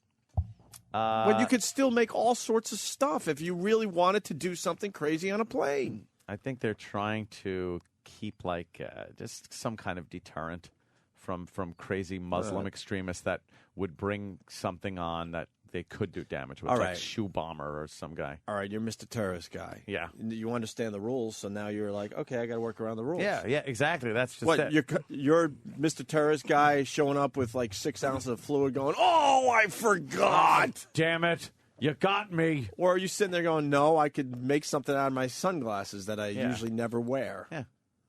And they never check what's in those bottles. below the certain amount of ounces that you have. So, like the plan would be that you have a bunch of guys on the plane that can then mix these things together and make something. They all bring 2.5 fluid ounces and mix it into a gallon of whatever. They're the only people on the plane, though. It takes so many of them that they're the only ones on the plane. They blow themselves How about up. this? One guy could do that because you just have 4 or 5 2.5 ounce fucking bottles of shit. That's true. Yeah. I was just going through going, this is a joke. Yeah. It really is. And God bless the people that are doing it. They're doing their jobs, and, they're trying to keep us safe. But in the end, it's a joke. It really is a false sense of security that you're given there. But I don't think they'll go for the plane angle again. No, of course not. First of all, it really is too difficult now to pull those shenanigans. And people are so onto it that at the first sign of any shenanigans happening on a plane, holy shit. You'd have everyone, old ladies would be jumping on people. I don't know, dude. I'm telling you, there's something psychologically damaging about terrorizing people at that height. Because you're so helpless on a plane, what they're going to find a way to do, and here's how they're going to do it, is they're going to find a way to get it in through the, you know how you have stores in Newark Airport and all these airports? Oh, right, They're going to find a way to get people on the inside of the restaurants or the stores and get stuff in through there. Now, I'm sure those things go through some screening process, but there is a way to do it. They'll figure out a way to do it. They'll probably be done with some kind of explosives, and they go into the bathroom right behind the cockpit in first class, and with a right number of explosives, you can blow a piece of the fucking plane out right behind the cockpit, or noxious fumes. Well, something. I'm not saying that you can't bring a terrorist couldn't bring a plane down, but it's just a matter of it's not that you're not terrorizing as much if you just bring a plane down. Right. You got to do things like you got to top the last thing they did, which is huge. Right. I don't want to lose the moment. So you got Joey Chestnut. Yeah, that's the amount of food that he put in his body. That's impossible. Or is he showing his technique? His hand must always stink like hot dogs. Yeah. So Look looks at the like he could plate be one of of our listeners. 68 hot dogs. Look at that. How is that fitting in you? Yeah, look at that. And how are you not completely destroying your asshole as you're taking shits the next day? Yeah, that fit inside of him. That's unbelievable. Buns and all have to go in. That's bigger than a giant baby. It's crazy. Excellent size comparison. People got some Statue of Liberty knowledge. Let's go to John in Jersey. John. Yeah, it's a fire hazard. What? What was? The stairway leading up to the top, it was too narrow to get enough people down if there was ever a fire. So would they do? It's made of copper. And it's not going to have a fire, first of all. And all these years leading up to 9/11, there was never a problem in the Statue of Liberty. Yeah. And also, and kids, stop wearing your helmets when you're biking. That's a waste of time. How is it? Enjoy the fucking wind in your hair. The Statue of Liberty, made of copper, can set on fire. Because everything has to be a problem in this day and age. Everything. Just we're lucky enough to. We were alive when half this shit wasn't in place. I know. Yeah, I remember that. It was fun. Yeah, everything has to be a in problem the hospitals. now. Overcautious about everything now. Yeah. Everything. You can't do a jet ski without a license now? What? You have to get a license to jet ski. What kind of license? Well, you have to... Jet ski license? You have to prove, and this goes with our conversation, actually, which is just another waste of time thing. You have to prove that you took a water safety course. It's common sense. So if you're a lunatic and you're on a jet ski, aren't you still going to be a lunatic with or without the license? Sure. Yeah. So that's just a waste of time, making a major hassle for the rest of us. I bet that license costs some money. And they get a little money out of it. I bet it costs some fucking money. But how is that stopping the lunatic jet skiers from doing what they're going to do anyway? It isn't. They just figured it's and if all they really, about money. And if they really love their jet skiing, they're still going to get their licenses, so they could do all that crazy shit. All about money. It's amazing. I just bought it when I got a jet ski. I just bought it and plopped it in the water and figured it out as I went along. Sure. Dumped it plenty of times. Threw myself off of it like a slingshot. Yeah. You get back on, laughed my ass off. drank while I was on it? Of course. Oh, you know what? Thank you, Sexy Rexy from Virginia. Ooh. First time seeing that name on Instant Feedback. Jimmy's view on airport security, blah, blah, blah. We're not protected. The restaurant area is the vulnerability. You see the stuff in the restaurants after you get through security? Yeah, I know. Like real knives. And that's what Jimmy was saying. Yeah, and you got the book bag, and now you got you. All right, let me decide what I need. Yeah, they give you real knives and all kinds of crap they could give you. What are you looking at? Big, huge boobies. The little Nicky was coming. Hell fucking no. You didn't see those bombs walking down the hallway? No, I didn't find those attractive. Well, the wrong color, I understand. Oh, it had nothing to do with that. No, it was, though. It was. We have, yeah, so you could get whatever you want in a restaurant. Yeah. Yeah, it's false sense of security, like I said. You just got to do. You know what? You know what's even worse? Would you fly JetBlue or something? Yeah. See? I'm scared of You flying get on one right of those Airbus? You got on one of those Airbuses. That's what they fly. Well, the JetBlue planes are very new, though. Oh, certainly are. So are the other Airbuses. Look, man, I'm scared to fly because I think the maintenance is way down right now. Yeah. Because, you got to cut corners in all these businesses. That's what they did. Cut some maintenance corners, and before you know it, tails fly off of planes. Well, the engines stop working. That's probably a design flaw or material change. It does sound like a problem with a little design flaw. Heavy weather, something happens to that plane. Shouldn't a plane be safe in wind? That's what it makes when it flies. It makes its own wind in front of it.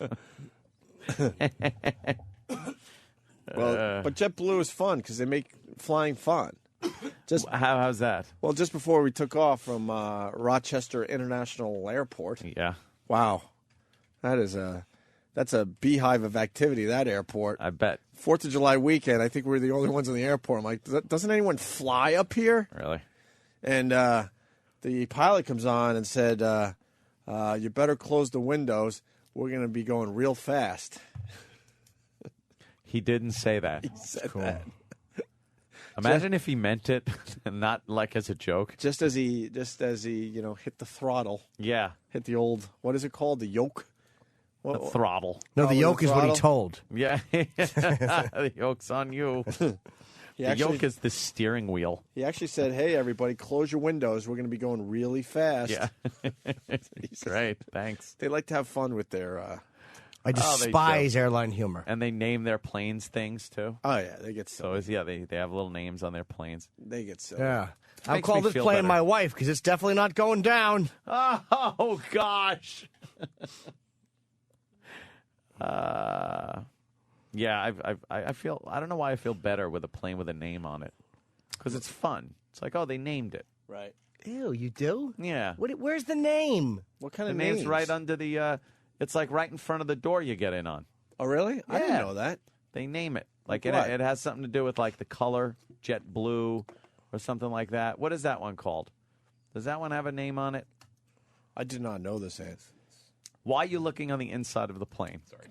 See, look at the outside picture. Anthony explained exactly where the name would be, and you went with the inside picture. Steve's looking under the emergency row seats. Go back to the Google for pictures. Now down. Now over one more. There, that one. Okay. Let's see what it says in front of the nose. Can you read that? Oh, woohoo JetBlue. It says woohoo JetBlue. That one's called woohoo JetBlue. Cool. See? Should say black box here. No, it just makes me feel better that the plane has a name. You know what? But not woohoo. No, I would rather have a nice gal with some stems. Sure. Like nose art. They ought to just paint nose art like World War II planes. Real inappropriate, big fucking monster-titted girls on the front, like the old World War II planes. Mommy, what's that? Shut up. Get on the plane.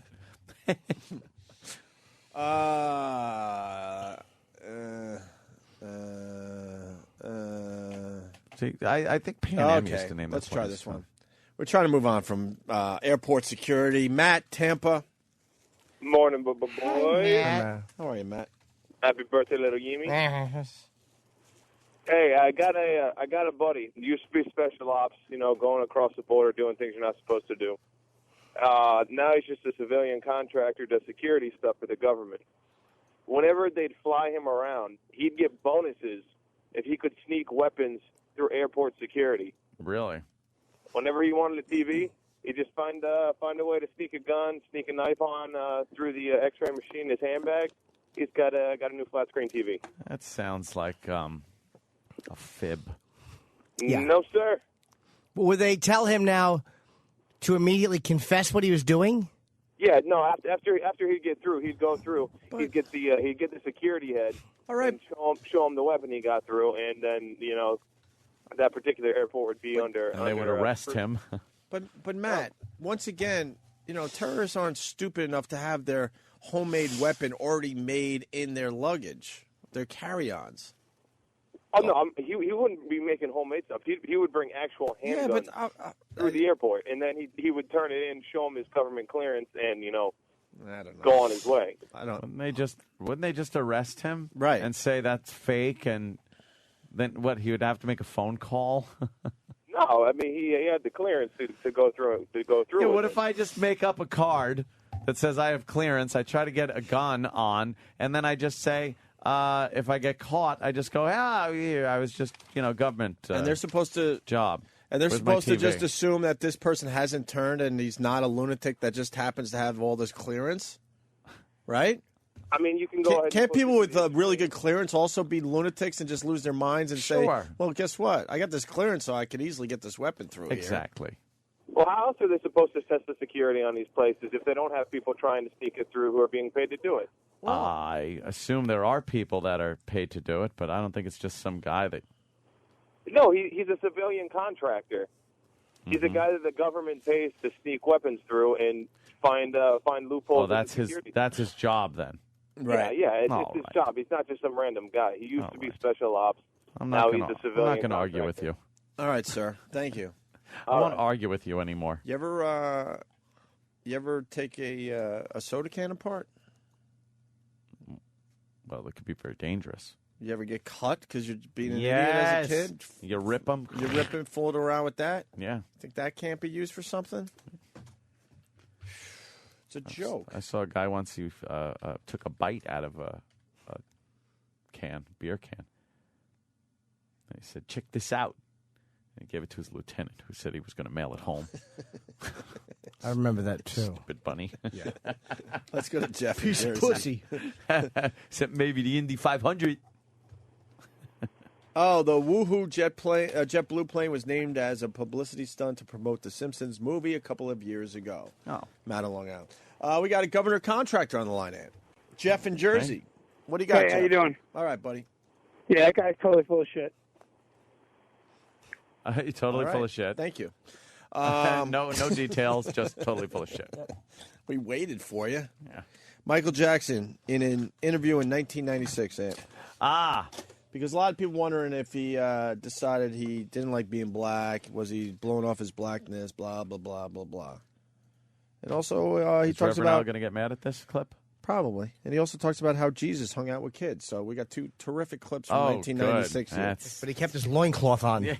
That's the He didn't have a rod, right? stupid. And he didn't pay fucking 15.3 loaves of bread. I cast my rod upon this child. You know, our ancestors had to be very careful with their rods if you really think about it. If you're wearing a loincloth to work every day, watch your rod. You got to be real careful. What do? Jerk off 10 times before you leave the house so you don't get a rod at work? Or maybe you just... Now you could tie that fucker down. There's all sorts of ways to hide a rod. If you have a good belt, you can keep it in place. Yeah. Strap it down. Strap it down. What do you think? I don't know. Maybe just point at it and say, the Lord is making this rise. And back then they'll go, all right. Oh, okay. You're not creepy. You're not a creepy crossing guard. You're... Maybe the companies back then just hired a broad to suck off all the guys that had rods at work. Gee. Knowing how just... Nice place to work. Just knowing how insane our ancestors were, I wouldn't be surprised. Did some strange things. Just one broad in an office. Her whole job is to suck off the guys that come to work with rods. What do you think, Jimmy? Is it a possibility? Well, sounds like a dream job for any gal. Yes. No, I don't think that's a very feasible possibility. I'm not talking in the 50s. I'm talking maybe like, let's go back to Late 1600s. Why not? Why wouldn't that be something they would think of? I don't know. It's before cell phones, my friend. They didn't have offices then. Before they were able to vote. What job did they all go to? Yeah. Well, the big, fucking... Bring out your dead plague fucking collector. Sure. Yeah. Like my funny joke about the bubonic plague. What is that, Jimmy? Ring around the rosy. Oh, right. Pocket full of posy. Ashes, ashes. We all fall down. But I used to act it out. Yes. And then what happened? I unfortunately wasn't killed. You got that right. I'm right there with you. I fell asleep with Jimmy Norton last night. Did you? Yes, I did. What were you doing? I was watching your HBO special, which was on Comedy Central. Was it the Monster Rain? Yeah. Oh, good. They're showing that? Was Nice. Was it Monster Rain? Yeah, because they had a whole... I know where you're going with this. Yeah, of course you do. It was great. Oh, maybe I don't know. Oh, it was fantastic. Yeah, so let me tell you, my girlfriend, she loves and when she took a and the kids were and I Oh, really? and I'm like, what the It's like, fuck? why bother? What Why time, though? let this What guy- time? It was late. It was like after midnight. They're beeping the shit out They of all you beeped guys. to the shit I out get of excited. everything. It happened with me with Louis C.K. I think it was Shameless, right? Is that his latest one? I thought that because Lisa Lampanelli did one that was uncensored, or maybe it's only fuck weekends. No, I got excited. I sat down, and just like Anthony's saying, Louis C.K. was doing a joke. I don't even know what he was doing because of the beeps. I have no fucking clue. You had like I was like, that why are was they even 3 beeps in a bothering? row. It was 3 beeps instead of one steady one. I'd love to see what. I guarantee you they're beeping certain racial jokes, but I want to know what stuff do they beep, because I've heard it was uncensored too. Jimmy, that's the problem. You don't know because there's so many It beeps. was suck my cock and Yeah, but maybe it was started at a certain time because they were they're supposedly allowing them to go through uncensored. Maybe if it starts before midnight, they have to beep it. I don't know. No, Ant's right. I had don't the think same they experience have with to Louis beep C.K. anything, but I mean, they choose to beep it. And then I'm like, fuck, I got the DVD. Well, what it did, it forced me to get up and put the DVD in. So yeah. So what's That's the all hell? you do. Yeah, Louis I was still just got his laughing exposure. anyway. I was just laughing at Jimmy. I'm glad they're still showing it though. with the beeps. That was a good set. I was happy with that one. Yeah, was very good. Thank you. So we're not going to go with the girl they hired to suck off the guys that come to work with boners? No. Thought there might be something there. I don't even- I don't know. It's I don't a even little know too where outrageous. to go with that. how would you advertise for that? See, you're thinking too much in the now. Yeah. There was a time women didn't even get to vote. Of course they did crazy stuff like that. How else do you go to work with a fucking boner if you have a loincloth? It's true. All those dirty balls. Yeah, I know. You're sitting in the dirt and on tree stumps. 1600s balls. Balls are just fucking hitting the tree in the dirt. I bet they must have stunk after a Termites. shit. Oh. Dingle, 16th century fucking black plague balls. Oh, you know they didn't have nice Scott tissue or anything. No. Just a rag that they carried with them. Washed it in the river if they came across one. They'd wipe with a Saint Bernard. Or a giant Irish setter. Any animal that crossed their path in the woods. May I borrow your oxtail? And they'd run it between their fucking ass and balls like a towel. You got to wonder how fellatio survived all these years with the horrendous things that we were doing back then. Well, we're in charge. Now we keep it nice. We keep it nice and clean. Yeah. So you could see why, people still into that. But there had to be a time where these fucking ancestors of ours were like, get the fuck out of here. Dip your shit into a lake for a while and come back and see me. Put balls up there. Of course, Steve knows exactly where to find the balls. Couldn't find the name on planes, but we mentioned balls and Jesus Christ. More balls than you could shake a dick at. You ever get the it's not an actual ball itch. I decided not to shower for 2 days because I was on vacation. So yesterday I'm in my apartment. And then I got the itch where the ball meets the rest of your leg, I guess. Yeah. In that area, that crevice. You give it the pinch squeeze. Oh, you get a nice itch going. You're like, pinch squeeze. But then I made the mistake of smelling. Why would you smell? I almost fell over. And then I went right to the shower. You look like I'm like, oh, that's why this is itching. Like that There's monkey shit on that growing there video right now. Huh? Like that monkey on the video that picks his ass and smells it and falls off the log. Is that you? That's pretty much me. But it's a nice itch, right?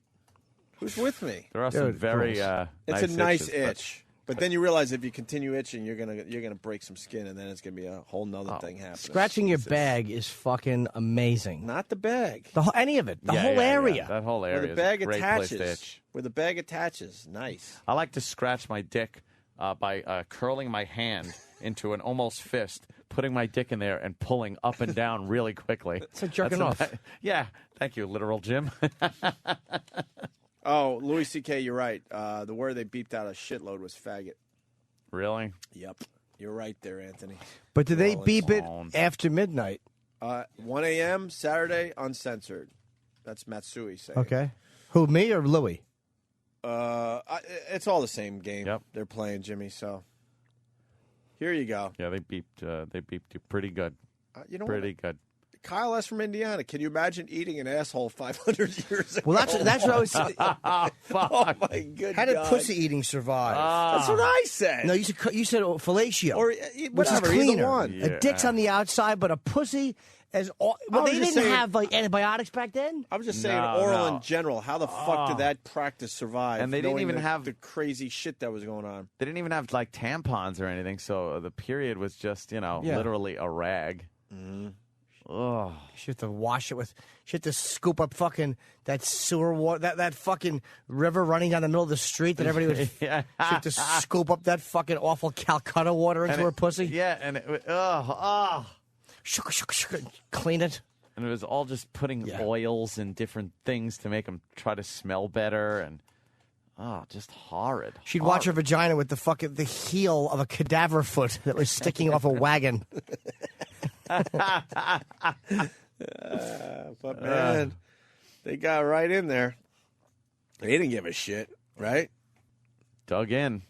Did they though? Was that a big thing back then? You think they just debauchery, or was that something that came about after fucking hygiene? Maybe it made a comeback. Maybe it was gone for, or maybe it's a new thing. What year would have started the oral sex phenomenon? 88. I say. Back in the roaring 20s. That's when that shit started? That's when I think a lot of oral started. I think back in the Old West, you got some of those whores up above the saloon to suck a dick or two. But I think real oral. But the average couple in the Old West. Where the guy, is going down. Yeah. Like, look at that vintage porn. Look at these messes. Look at this guy. That's hot. It's a Mary Pickford getting a big, thick one up the pussy. That guy is a big 1918 fucking mule. Were these done on those stereoscopes where you look and you could see two pictures at once so it looks 3D? Yes. Here's a lovely couple going at it. Notice all the hair. You barely see the man's penis. And look at her. She's got her legs spread apart. And fucking guy's got hair growing all the way up the shaft. Oh, yeah. And notice the couches they're having sex on. Yeah. You never see people fucking on those couches. They're awful. They're little, like, love seat grandma couches. They're the antique couches. Give us another for status, but they're porn picture. Uncomfortable as shit. That was someone's house. Yeah. Show some box eating. What is that? Oh, my God. Look at that guy. Looks like the guy that lifts the weights in the circus. Right. Yeah. And he's fucking a paper boy, it looked like. What a blowjob. Yeah, let's see what's going on there. Oh, there it is. Oh, my God. What's like happening? A monkey's ass. What's happening with her ass? Oh, my. What the fuck? His straw hat is... That's the great part. And his fucking balls are so weird looking. Yeah. I'm not even looking at it. I'm looking at her fucking asshole. She has like She's the worst bent over, hemorrhoid or something. Pretty much on poking all out. fours, giving the guy some head. And what the... Does she have hemorrhoids? Yeah, the chairs didn't have cushions on them back then. It was all flat wood chairs. Is that a duty sticking out or a hemorrhoid? That's your only. That's your only possibilities. Oh God, that's what disgusting. is that? Really? It's got to be a big fat roid. Yeah. That woman's got a big fat roid. Yeah. And look at him. He's just sitting there, half a rod. All right, give us some more. Yeah, a little more vintage porn. What year do you think this is, Ant? Turn of the this century? Looks like the roaring 20s or something. Yeah. 1930. 1930. From antique sets 1850. What did Let's was get the cameras 1850s. invented? Well, when you. Oh God! Look at this one. What the fuck is that? She looks retarded. Oh, so does that guy's dick. It's the unsinkable Molly Brown sucking on a fucking cock. Holy shit. Her tit is hanging out so awkwardly. And then she's just kind of holding the dick up very lacklusterly with 2 fingers. Yeah. She sucks. She's horrible. When did bosoms get firmness to them? Firm? Because that had to be a there young go the broad. curtains. Close the curtains, people. God forbid that anyone sees 1850s porn around here. No one walking around the building. But Stop yeah. wrecking radio. No one gives a shit if they walk by and God see us looking forbid. at dumb old porn All pictures. right, let's see another one. Let's see. Go with the Mountie hats. Oh, wow. What's going on Jesus, there? look at fucking Dick McGillicuddy. Wow, that guy's sticking a chick from across the room and he's kissing the neck gingerly of another one. Dude, he's got to be 2 feet away from her. How old's that girl? 9? Jesus Christ. She got some bush on her, though. Yeah, it's true. Yeah, she does look like Darla Hood from The Little Rascals. Go But back up. he's fucking her from a distance. Yeah. Go to the Mountie hats. Oh, God. She's pulling up her skirt and has a giant triangle of hair. Dude. And then I can't even tell what's happening. Can you imagine, for real, how much of a turn on this would be if you were living back then? Now we're like spoiled with all the porn all over the fucking place. Where would you You get know how these? hard this was to find, probably? Oh, man. You'd be jacking like crazy in your log cabin. Fucking just filling in the little holes where the wind comes in with your own jizz in the log cabin. Caulking your windows. As soon as you open this, you'd squeeze your dick once and go, "Rawr!" The Mountie porn. Any other... what website is this, by the way? Foundry Music. Yeah, exactly. No, not exactly. I don't even like joking about that shit. Why did we fire Danny? VintageFetish.net. Vintage fetish. Fetish.net. Show me that motherfucking cocksucking top Yeah, center. where's that one right there? Yeah, there's an old guy standing Let's up. see this bitch. They don't suck. What a dumb face she has. Yeah, she got a big, Jesus, dumb fucking chin. She looks like Sergeant Slaughter. Yeah, who's the actor who was in The Life of Riley? That's who she looks like. Though he played Babe Ruth, too. Yeah, that guy. Who is that? I can't remember his name. She has a stupid vagina, Oh. fat legs, Her vagina is horrible. and he's arching his Travis body. She looks so stupid. She doesn't know what to do with the dick. No, she has no She's idea. not liking the She's dick. smiling with the head of the guy's dick, like barely touching her Yeah, lip. he looks like Matthew Broderick.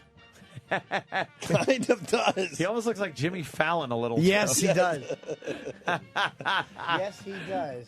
Oral sex began in the Kama Sutra, 400 BC. Oh, we're not talking about those people. We're talking about here in America. Right. There we go. She's someone- horrible, too. And someone wants to know if you watched this when it was new. Yeah, actually, Yeah, I was 'cause taking you're a lot old. of these pictures.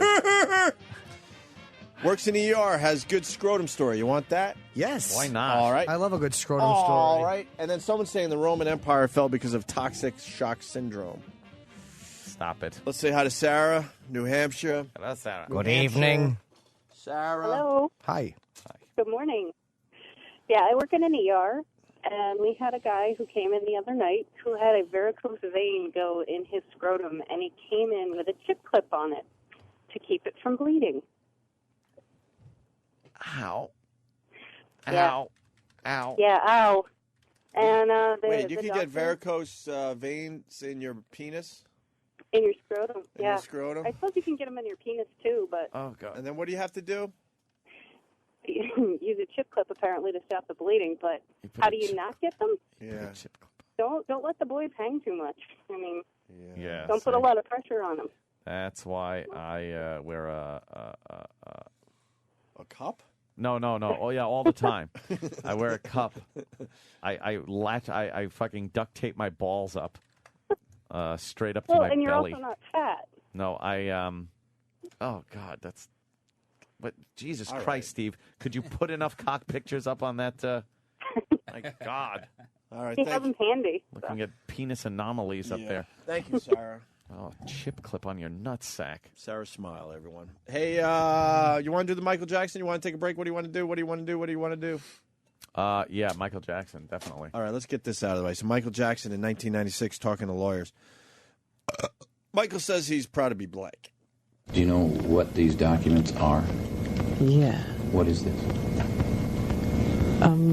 crazy stories that people have created, things I wanted to set straight in an interview. Do you know with whom this interview was? I think it could have been Diane Sawyer, whatever the interview was that I wanted to do. I wanted to set the record straight, that if people hear a lie long enough, people believe it, that people have lied on me. I'm a black American and I'm proud of it, and I'm honored of it. The bleached skin rumor, which is a rumor, I don't bleach my skin. They once said I wanted a white kid to play me as a child, which was a rumor. A rumor. He's a proud black man. That's why he had every black feature on his body taken off. He looks like a fucking puppet. Yeah, he does look like a marionette. He took every black feature off of his body. If he's so proud of his African heritage, why did he take off his traditional African nose, his lips? He does not look like the young. And if it's vitiligo that turned him white, whatever, so be it. It isn't just his skin color. He's not a white black guy. He changed his face. He cut off his nose, for fuck's sake. And he probably only had a few spots of despite that disease, his face. Right? Yeah, vitiligo, I think, is you wind up looking like a leopard or something. Yeah, he would have had some blackness still on him. Yeah. Hey, we missed the obvious joke with that old school porn. Jimmy was like, no. look at that guy. He's so far away and he's still having sex with her or whatever. Scott from Hopog writes, he's so far away because her vag stinks. Ah, he had to. Men needed longer schlongs back then to stay far away from the stench. Uh-huh. Yeah, that's, see, okay, what is that, his neck? Yeah, that's his neck. Can we open up the fucking... Does he have vitiligo there? Drapes, please? Somebody out there open the drapes. You feel claustrophobic. We have to close the drapes to look at some dumb old porn shots? Are they drapes or curtains? Curtains. Curtains? Curtains. Curtains. Jim Norton. Curtains for your shame. But they're heavy. If they're heavy, are they still curtains or drapes? They might be drapes, actually. Yeah. I don't know. We work for a radio company, right? Window treatments. You forget sometimes with all the conservative shit we have to deal with. It's drapes for you, see? That doesn't work. Yeah, treatments for you. No. Michael says Jesus also hung out with kids. Untrue. I can't make out this part there. It is illegible in portions, that's true. And Jesus said to love the children and be like children. Be youthful and be innocent and be pure and honorable. He was talking to his apostles, and they were fighting over who's the greatest among themselves. And he said, whoever humbled yourself like this child is the greatest among me. And he always surrounded himself with children. And that's how I was raised, to believe and to be like that and to imitate that. So I don't know what you're trying to make out of this. Holy yes, you do know. What? Yeah, I don't know what you're trying to, yeah. Sorry, our fault. Sorry. Our mistake. I'm sorry. And you pay $15 million to we're keep crazy. some kid quiet. You're right. We're crazy. Yeah. By the way. Wow. Have you ever hung out with children? No, they're after an despicable. hour, after an hour, it sucks. Horrible. And I love children, but after an hour, it fucking sucks. So why is he hanging out with children longer than that unless there's something else going on? He's like Jesus. For real. For the people out there, they know. Children suck hanging out with after an hour or two. Yeah. They tire you out. You don't want to run around with them anymore. So why is he putting himself in that situation time and time again? For sexual gratification. Well, that's what some people say. Bob in Alabama. Bob. Good evening. Good evening. If you guys bring up the villain on that old Chitty Chitty Bang Bang movie, the guy that kidnaps the kids, he looks a lot like Michael Jackson. Francus. Oh, please find that. And a Francus. We could have a Francus. We could have a big laugh coming. Please find that. I vaguely remember what that dude looked like. Yeah. I need a visual. Yeah, need that. Oh, by the way, the Michael Jackson tribute tickets on eBay, there's some going for $600,000. Stop. Or they're asking for $600,000. Just stop. Try go. They can't be. Kinda. Not a big laugh. I'm not getting the resemblance. No. Oh, well. I was hoping for a big laugh. A big laugh.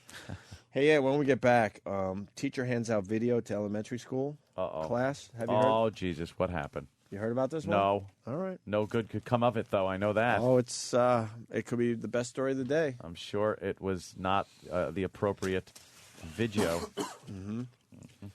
And in honor of Danny not being with the show anymore, we're going to play his last How Much bit that he did, which is very, very funny. Oh, yeah.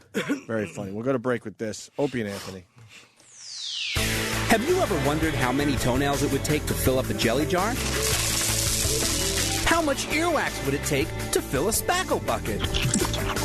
Well, wonder no more, friends. Join me on my journey of knowledge and discovery to find answers to some of the awe-inspiring questions man has pondered since the dawn of time. Today's episode, Foreskin Bonanza.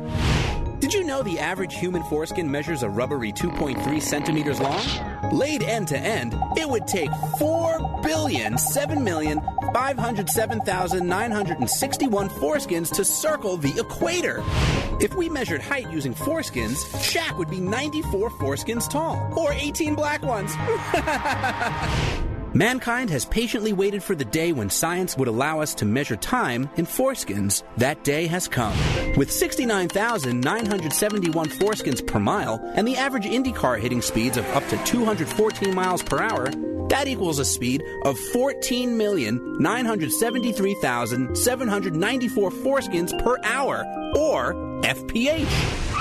P.U. I wonder what a burnout would smell like. Stay tuned for another edition of How Much?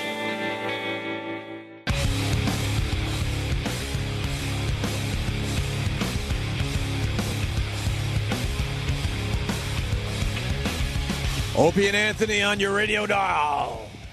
So Joey Chestnut wins third straight Nathan's hot dog eating contest. We saw the plate of 68 hot dogs in front of him on one of the morning shows. Disgusting. They were trying to get him to eat some hot dogs this morning on the news shows. He ain't doing that. He said he started feeling better, I think, yesterday and saw a little fireworks here in New York City. He's been holed up in his hotel room just shitting his brains like out. A monster. I think we talked to him last year after he won. It was either the last year or the year before. Yep. He says it's a nightmare the next day. Yeah. And they're trying to make him eat hot dogs. It's like, no. What would you do? That's the one thing I want to ask Pat from Winaki, because he knows all about the sport. For real. Sport. Well, they call it a sport now. I know. Right? They train. It's funny. Are you just like downing laxatives so that shit comes out all liquid? Because that's got to do some damage coming out. 68 hot dogs? Half of them. You're not really digesting them. I was going to say, half of them aren't even half fucking chewed. Yeah. Ugh. That's going to be a nightmare. Just like you think you're poking a fucking little bit of shit out there, and it's just an end of a hot dog. Just plumping out. You can't even cut it off. You can't even do the old cut. The pinch? The pinch cut. No one likes having to do the pinch cut. The pinch is very dangerous. Makes a mess. Yeah. You ever squat on a beach or in the woods? I've had to do that. Yeah. No cleanup necessary. Why is your that? asshole's wide open. I was trying to explain this to my girl. What? And a bunch of other people that thought I was a fucking creep. So you think maybe a toilet should be more like a hole in the floor that you just squat over? You would, yeah, cleanup would be nothing. Because when you like think, yeah. I had to do that at a beach near the shore, and you go like this. You're in a cat box. Ew. You're wide open, man. Yeah? Yeah, none of that shit's hitting the sides. That's why you have to clean up. That's coming out nice. Unless you're Jimmy and you got to, like, clean out the inside of your asshole. I get in, my asshole's immaculate. Something I still don't understand to this day, but, you know. Dude, how can you not? Yourself. Oh, there are. I don't want to poke. Where is that, China? That's China. Yeah. What? They do that. They squat over there. Yeah. Yeah. But am I right or wrong? I mean, you don't wrong? like duty talk, but it makes cleanup a lot easier, right? I've never. I don't really remember because I think some of the inside of the a-hole is now kind of you're pink open. socking a little. You're pink socking a little bit because you're wide, you know. And then when you stand back up, all that goes kind of back in you, and there's no cleanup. Ew. Those bathrooms look disgusting. That's you just squat. Look, it's got little ridges where you put your little Asian feet. I bet you a million people that have gone to these Asian countries and see the toilet literally in the ground still try to sit on it. Oh, God, you're just sitting on the floor. Right. There's no space between where you would sit and the water, though. Mm-hmm. It's right there. You got to get some freaking splash. Some splash when your duty if hits from 2 feet above. Yeah. How can you relax and enjoy the paper? No, you can't. You can't even take a nice, fun dump in Asia. Or enjoy a nice Sudoku puzzle. Anybody want to do some Sudoku today? No. I'm the Sudoku champ. Someone's talking about how they're just back from Beijing, and that's like what they noticed. That's What? what they noticed. The toilets are on the ground. They don't have handrails, right? Because if you got the toilet completely in the ground, you gotta have something to hold on when you're squatting down. Don't you think?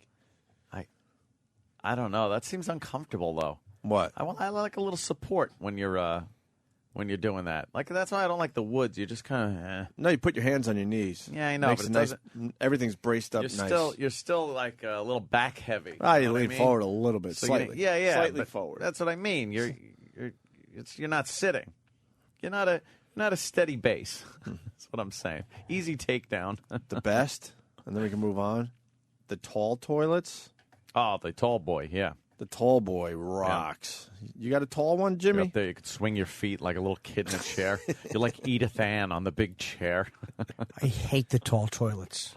I always get them if I stay in a hotel and they give me a handicapped room. Yep. Handicapped I don't like that because my little tootsies, I can't get proper leverage, so my legs will stick straight out. I like a Chucky doll. I like to have taking a dump. I like to have good firm because my calves are my strong suit, as is common knowledge. Yes, and I like to have a good firm calf push. I really have to get into it. It's like throwing a good punch. You got to use your legs. You need to like push with your legs. Those big toilets are horrible.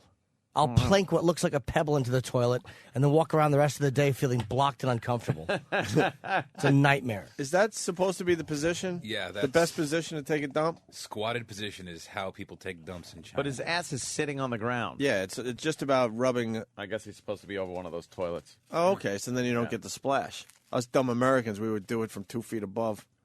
Have crap on our heels. Ew. Disgusting. Pat from Winaki writing, line's busy, call me back. Yeah, this is what everyone wants to talk about. Look at the phones. Ridiculous. All the other cool stuff we talked about, nothing.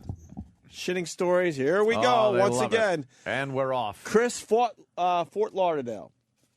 Hey, what's going on, O&A? Hey, buddy. Hey, well, listen, when I was stationed out in, where was that, Kuwait, going over there to that toilet it was worse than anything I've ever seen in my life. It was disgusting. It's a hole in the floor, and they got like a communal rag that you can wipe your ass with once you're done. No, come on. For real? I was in the like the downtown Gold Market area. It almost looked like Mogadishu, something out of like Black Hawk Down. It was ridiculous. Right. And you go to the bathroom, and there's no toilet bowl. It's just a hole in the ground with like a little water thing you could shoot up your ass. It was disgusting. Yeah, look at that. There's a sink, a bucket, and just a shithole in the floor. What's the bucket for? Yeah. Maybe clean up. To sponge up. Did you guys hear that? Thank you, sir. No problem. Have a good one. This is how much the Jackson family sucks. So everyone has tickets to see Michael Jackson over there in London or wherever the fuck, right? 50 shows. You know that there's a strong rumor, I don't know if it's official yet, that his brothers are going to do the concerts? Oh, yeah. Who the fuck wants to see them? Who wants to see the fat older brothers, out of shape, old, doing Michael Jackson's concert? They will sell out. Because they want the fucking money. Now there's a curiosity as to what they'll say. But they want the fucking money. Why wouldn't they do a different tour than that particular one? Yeah. They don't want to lose all that money that they were able to collect. With the Jackson 5, was Janet in the Jackson 5? No. So maybe they'll do it with Janet in it. I heard that rumor. I just actually thought of that. So that's my rumor. Some of these. You started it? No, I just said it. You couldn't have heard it before. I just thought of it. I heard it on 1010 Wins. Oh, what a John Montone. Some of these brothers. Another thin nose. Some of these brothers are in their 60s, I think. No way, really? Close to it. I think so. I mean, Michael Jackson was the youngin'. Yeah, Let's go to Pat That's right. from He was the young one. Unaki. Hey, Pat. guys. Hey, Pat. Hi, cheery on the outside, dead inside. Pat, you got to give up. Be dead on the outside.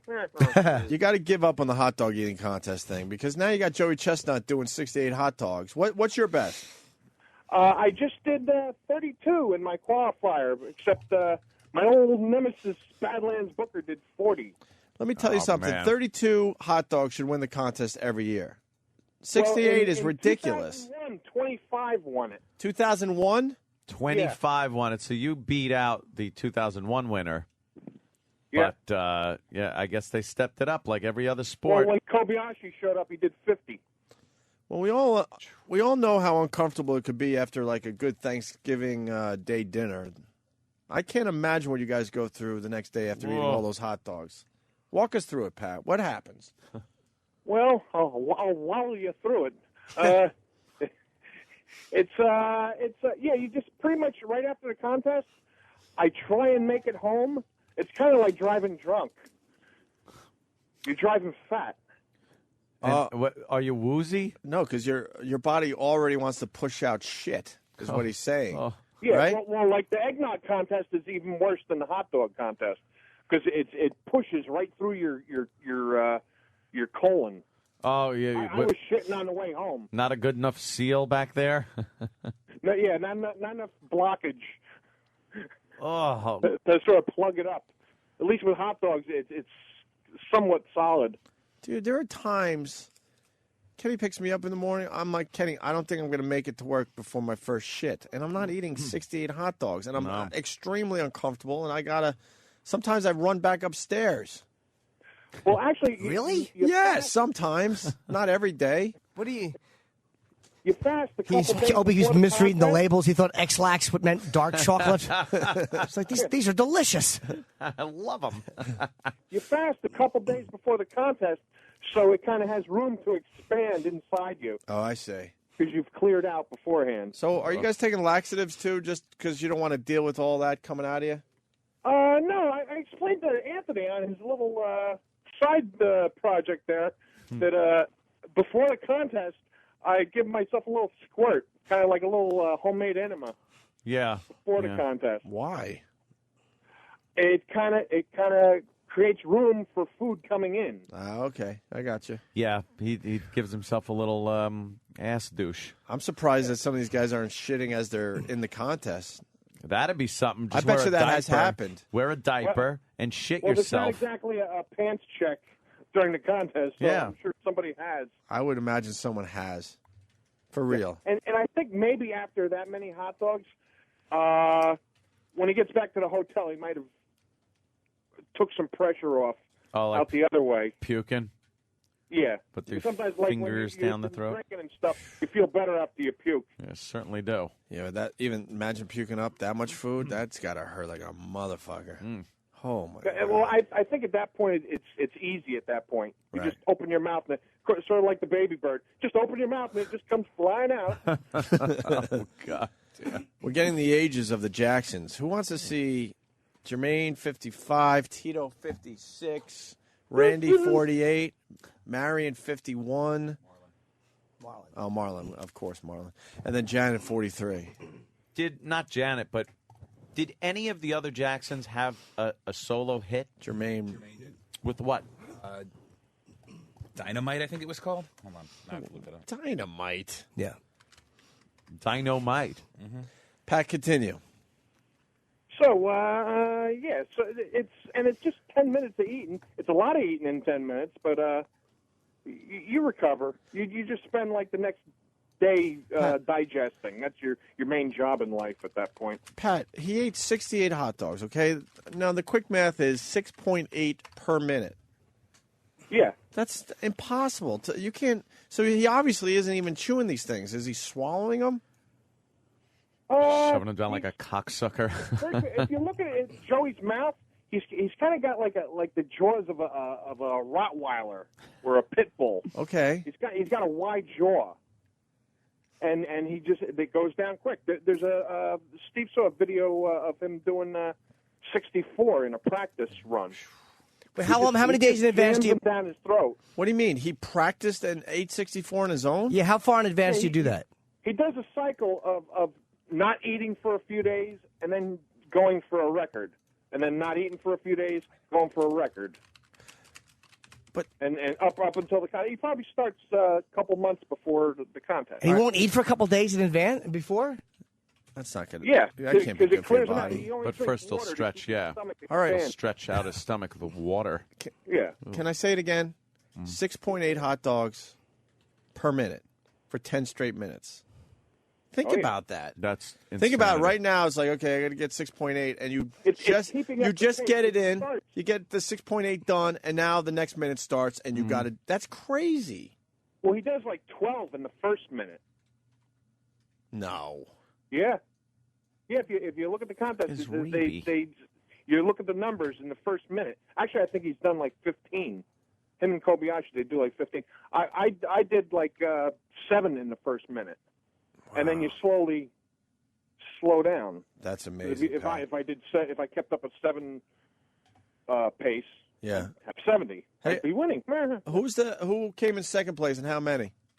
Kobayashi, and he had, I believe, 64. Oh fuck, he was right there, huh? Yeah. Was that the most he's ever done? Yeah, that's his personal record too. Jeez. How they shortened the contest so people wouldn't explode, but now they're doing even more. So they wouldn't explode. Wait a minute. So these guys are eating more hot dogs now, even though the contest is shorter. In less time? Yeah, it's 2 less minutes. What the How fuck is that going possible? on? They're learning how to train probably better. The training's better. What's training? Well, Did you expanding notice- his stomach and stuff. I had a question. It's drinking water for capacity, and then just learning how to swallow quicker. Hey, Pat, I had a question. Now, when he won this 4th of July there, did he go in fast at the beginning, slow down, and then maybe come back at the end? Like, what was his strategy? Pretty much the strategy is to eat as much as you can in the beginning. Yeah. So that way, if you have to coast towards the end, you do. But Okay. pretty much when you're doing 68 hot dogs, he's sprinting all the way through. That's crazy. I But can't it's even wrap my natural that mind you do around this. More in the first minute than you do in the last minute. Dude, I was at a nice July 4th barbecue. I went hamburger, Yeah. chicken sausage, hamburger, full, packed. Yep. Had a little side shit in there, a little chips and dip and all that crap. I was packed. Amazing. Who is Rebe Jackson? She's the oldest of the Jackson. The oldest? Of the Jackson Was that the little robot? Rebe. Oh, Jesus. What's wrong with Rebe? What's wrong with Rebe that we haven't seen Rebe? Yeah, why is... She had one hit in 1984, and I remember seeing the video for it called Centipede. She didn't have a hit. Was it about a video game? Let me hear Centipede. What's that? Hold on, Pat. You know how we multitask. Yeah, Hold on a minute. it's not all about you, We'll Pat. get back Eric's to you and getting your it. dumb hot dog eating in a Rebe second. have VD? All right, here's Centipede by Rebe Jackson. Almost.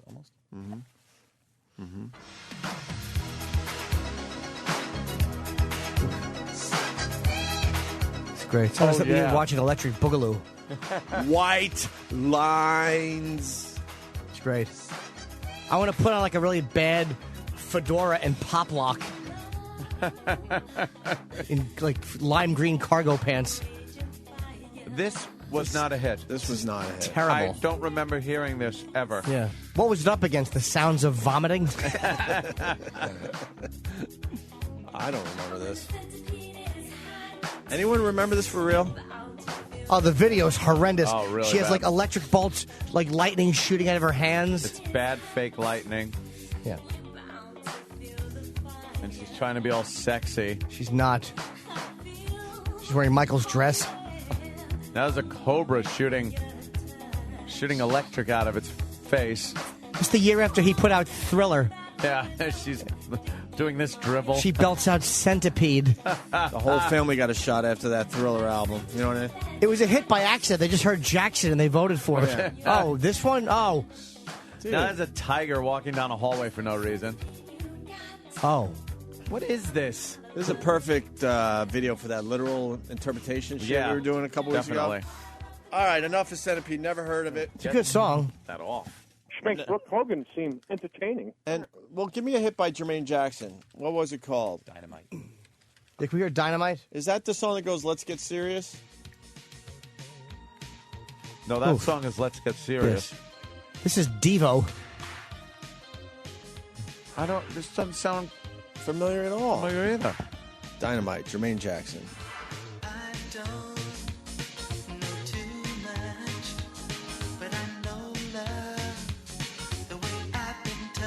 Boy, Michael was the one with the vocal talent there, huh? Dude, I'm thinking, though, how could the talent in one family fall off so drastically from the one guy? Yeah.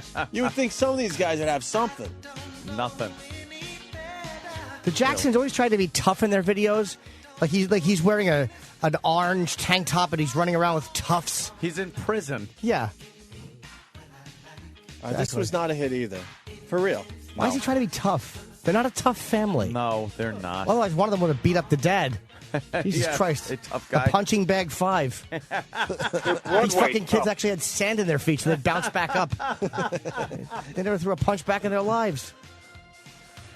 Dynamite. He's wearing an orange, tank top, pants outfit with blue stripes on it. It's like he's in gay jail. It's awful. It is. All the inmates have now come out in various striped clothing of gay color. Yeah. Look, this was not a hit. What was Jermaine Jackson's hit? This might have been some weird follow-up hit that did okay, but what was his big song? What year was that, by the way? There's a song called Let's Get Serious. Let's Get Serious, you think? Yeah, but I don't remember that one. Someone's yelling, "Tell Me I'm Not Dreaming" was one. I've never heard these. And Do What You Do.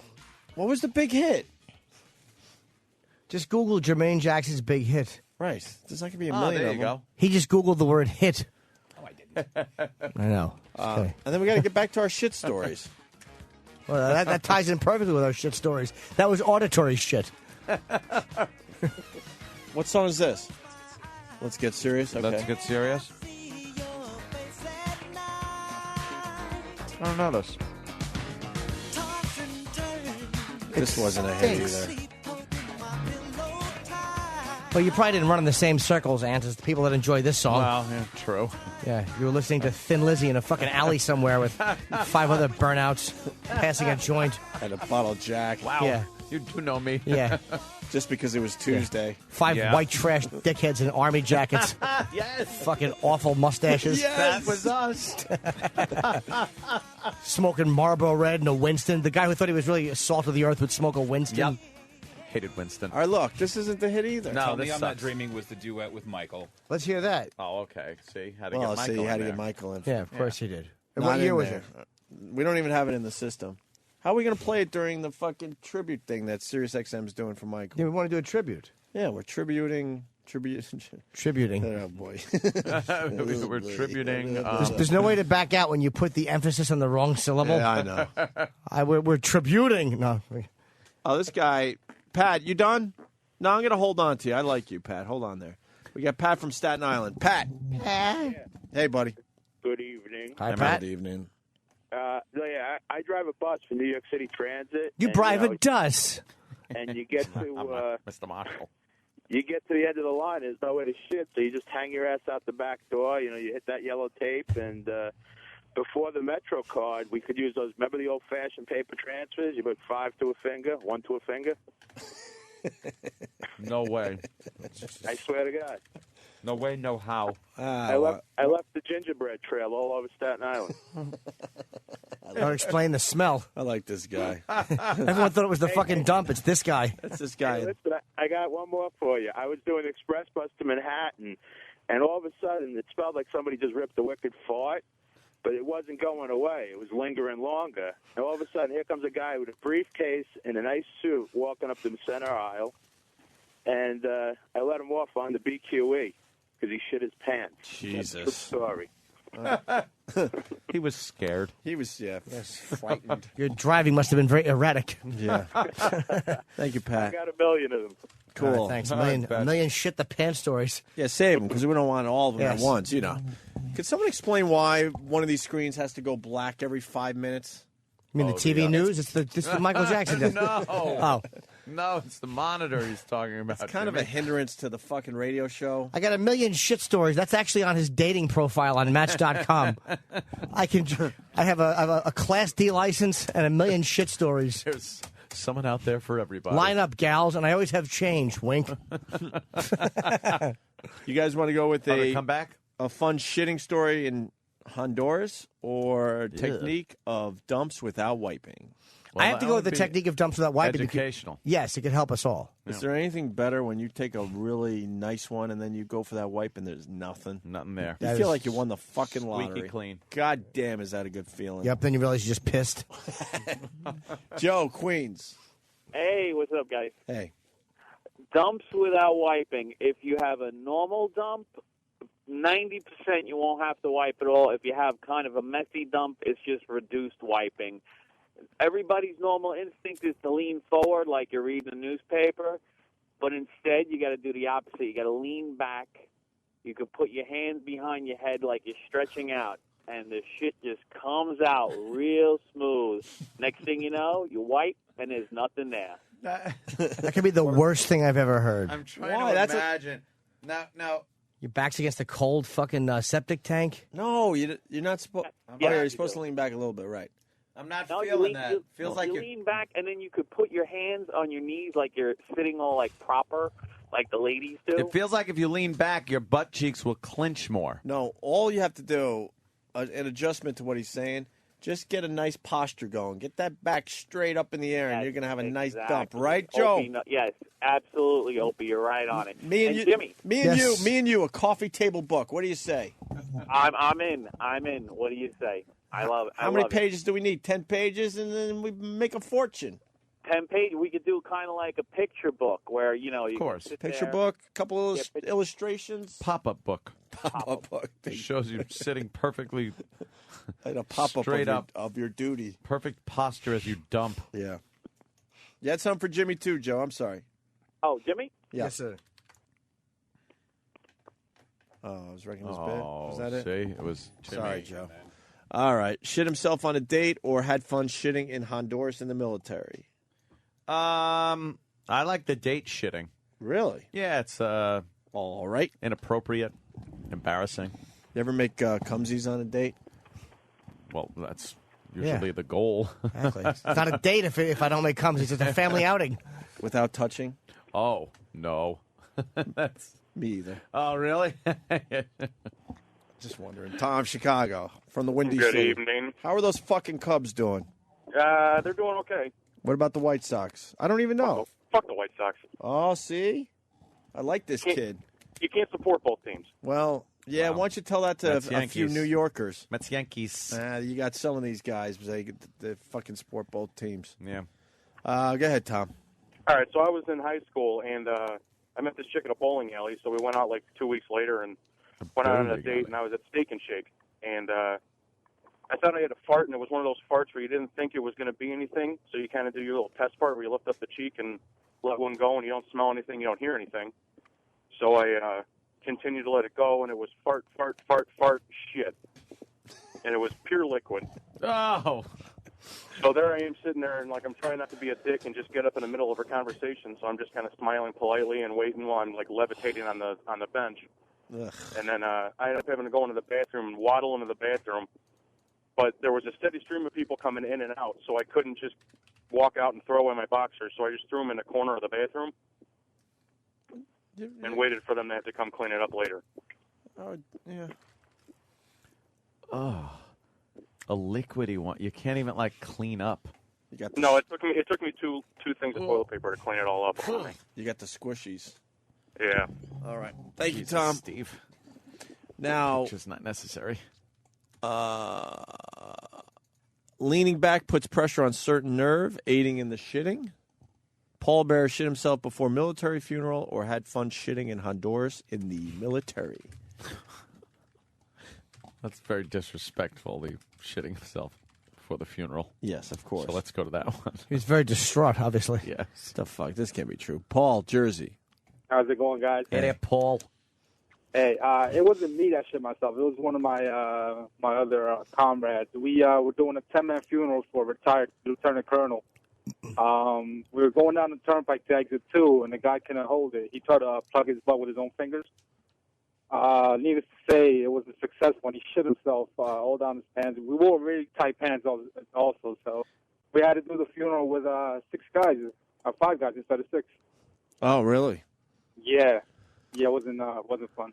See, this is actually right now, Steve is showing us a chart of a guy sitting on the toilet with his knees up by his chest because he has his feet on a little thing. That's how I shit. I have one of those at home. You have a little shit stool? Yes, I do.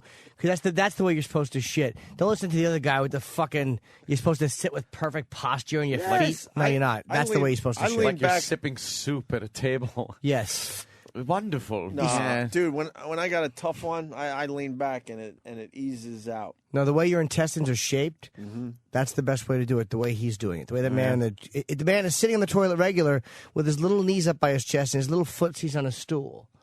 So he looks like he's doing a cannonball, except he's not. He's shitting. He's doing a cannonball into his toilet. Yes. Why do you have to look like you're taking a rape shower just to get a duty out? Yeah, that's what it is. It's the way nature built us. Then why did we invent the weird toilet thing? Yeah, I don't know. Why not just mold a toilet with a step in front? Right. Because who knew that when they invented the toilet? They didn't have the intestines all mapped out. We know now, though. So get the toilets done with the stool already there. That's a good point. Why don't they have bidets built into the toilets and slash water fountains? Well, they do. I don't own one, but I believe they do. What, a bidet? Yeah, they got bidet toilets. I don't understand that squirting I don't the like water that. up into the ass like that. Yeah. That's I can understand how now we're getting weird. Good for you, man. In certain circumstances, it could be very refreshing if it's a little, scorcher. I'm not a fan of it's good for you. We all die the same age unless we get some weird tragedy before then. Yeah, but you prefer to have your anus intact. And I figure the more I can do to keep my hiney in one piece, the fucking... Considering all the fingernails I've gotten caught in there, I might as well treat the little fellow well. All right. Thank you, sir. Paul in Jersey has another wiping technique. Shit himself on date, four-wheeling. Leaning back puts pressure on certain nerves, aids in shitting, or had fun shitting in Honduras in the military. I say make it a hodgepodge like they do on Jeopardy. Just guess. Yeah. Just pick shit a date. Date shitting. Why are you avoiding Honduras? Because what do you have against Honduras? It's only fucking Hondurans and soldiers of fortune there. Attacked by wild dogs in Iraq, shitting also has just come in. Attacked by wild dogs in Iraq while shitting. That's the one? Take that one. All right, Matt in Missouri. Hello. Hey, buddy. Yeah, while we were invading Iraq by the Karbala Gap, we had to dig straddle trenches to shit. And so I went behind the building and was doing my business, and a wild dog came running up and wouldn't leave me alone while I was trying to go. So once I finished my business, after swiping at him with an entrenching tool, I chased the little fucker down and nailed it. With an entrenching tool? What, you picked up your shit and threw it at him, or you hit him with the shovel? No, I hit him with the shovel. Oh, okay. I think it would be funny to, just wait, then throw the shit at him like another animal. Just, treat him like the animal you are. Dogs love shit, though, man. Oh, they can't get enough. They can't get enough of it. They'll eat it. It's like cotton candy to them. Dude, they love it. I was hanging with Brother Weeze over the weekend, and he disappeared yesterday for about an hour. I'm like, where the fuck were you, right? He goes, you don't even want to know. He has a Rottweiler. Hold on a minute. Oh, no. Thank you, sir. And I don't even know this. They got some new products for babies. So I guess there's a diaper where the liquid, if your baby pees, now it turns into a gel. There's some gel, right? Yeah, You've heard of these? I've heard about that. For real? Yeah. Oh, why? Because Brother Joe or your sister? No, dates. No, of course not. Yeah. First time hearing of these diapers, but I guess if your kid pees, there's a chemical in the diaper, and now the pee turns into a gel instead of leaking all over the place, right? And the kid also shit, and he had a 4th of July party, this Brother Weeze, and the person who threw the diaper into the little garbage pail in the bathroom didn't tell anyone. Well, the Rottweiler found that. Ah! And, man, that Rottweiler loved getting into the shit in the baby diaper and the gel pee. God damn it. So he had to clean that up for about an hour. That's disgusting. But dogs will eat. They'll eat their own shit. They'll eat your shit. They don't give a crap. They're just blithering idiots. And they roll in it. Well, it's another thing. Like a dog will roll in their fucking shit. When will they roll in their shit, though? Anytime, it seems. But the number one time. Always. Guaranteed every time. Oh, after you give them a bath? Exactly. Because they need that shit smell on them, I guess. That's right. So they find their shit in their backyard and go rolling around every time. Knows someone who shit himself during his basketball game. Shit himself on date for wheeling. Another wiping technique. Poor Honduras still hanging in there. Yeah. Wants to thank you for ruining his morning coffee. Had a shit at McDonald's urinal while retarded kid was installed. Okay, gotta hear that. Christian, Miller Place. Good morning, ladies. Good morning. Going out to see Spamalot with the wife. We have dinner. We drive into Manhattan. We're on the LIE, and it hits me like a rock. Clenching the cheeks, everything. Pull off the expressway, south side of the expressway in Queens. There's a McDonald's. I knock needed all the way in. I open up the bathroom door. There's two boys in the stall. One of them is a little mentally retarded, making noises. They're wiping themselves. I go back out, go to the girls' bathroom. It's booked. Think about the janitor's closet there. There was nowhere to go, nowhere to wipe, so I go back into the boys' bathroom, figuring who's going to complain. I drop my ass on the urinal ledge, let it go. And it hit me flush with my elbow as I lean back. But you can't flush because you can't the urinal's got like little holes. It's going to take a while. It has the urinal cake. It went right down the drain without an issue. There was no solid to it at all. But then, like the other guy did, my underwear in the corner of the bathroom after it was all over. But I don't know who they blamed for it after it was all over. I think the other guy got the rap. Yeah. One of my favorite stories ever. Crazy Jim, when we were working at AAF, yeah. He shit himself and destroyed a pair of underwear or boxers, whatever. And he was in a bathroom, and just like you guys are saying, didn't know where to throw the fucking boxers. He noticed there was a drop ceiling. Pop that sucker up. Popped the sucker up and got rid of his shitty boxers. Toss it right up in there. Look what I did yesterday. Oh, God damn it, Jimmy. I did on my iPhone. That's a pretzel. I dropped Nessie in the toilet. That's a dark chocolate pretzel. It looks like it was painted with glossy brown paint. Well, there's the end of it after I dropped more on top of it. Oh, God. I did such a bowl clogger yesterday. I can't even look at that. Oh, God damn. How much shit is coming out of you? Dude, the first one, that was the barbecue shit. That was the 4th of July dump. Yeah. Is there anything better? No. Exactly. All those meat products. Oh, God. Leaving your body. Jimmy. It was such a good one that I actually, my arms just kind of straightened out and shook, and my little feet raised off the floor. It was like that one. It was wonderful. My little feet were off the floor. You're a fucking animal. Jimmy's an animal when he shits. Oh, it was great. I brought in my iPhone to go online. It was silent. It was a silent one. Jimmy, too good. Yeah. All right. The old bow tie. I dropped the old bow tie. All right, here we go. Poor Honduras still hanging in there. Yeah. Fun shitting in Honduras in the military. By the way, I would have went to that first, but this isn't my game. Honduras? I'm just the game show host right now. Another wiping technique. Technique for flu shitting. All right, wow, that's good. Know someone who shit himself during that basketball game. And drove midget, had to take shit, comes back without shirt. Come on. No way. Which one? You got two doozies up there. Which one you want? Now the midget wins. Okay. Nick, you were hanging out with a kickable, and what happened?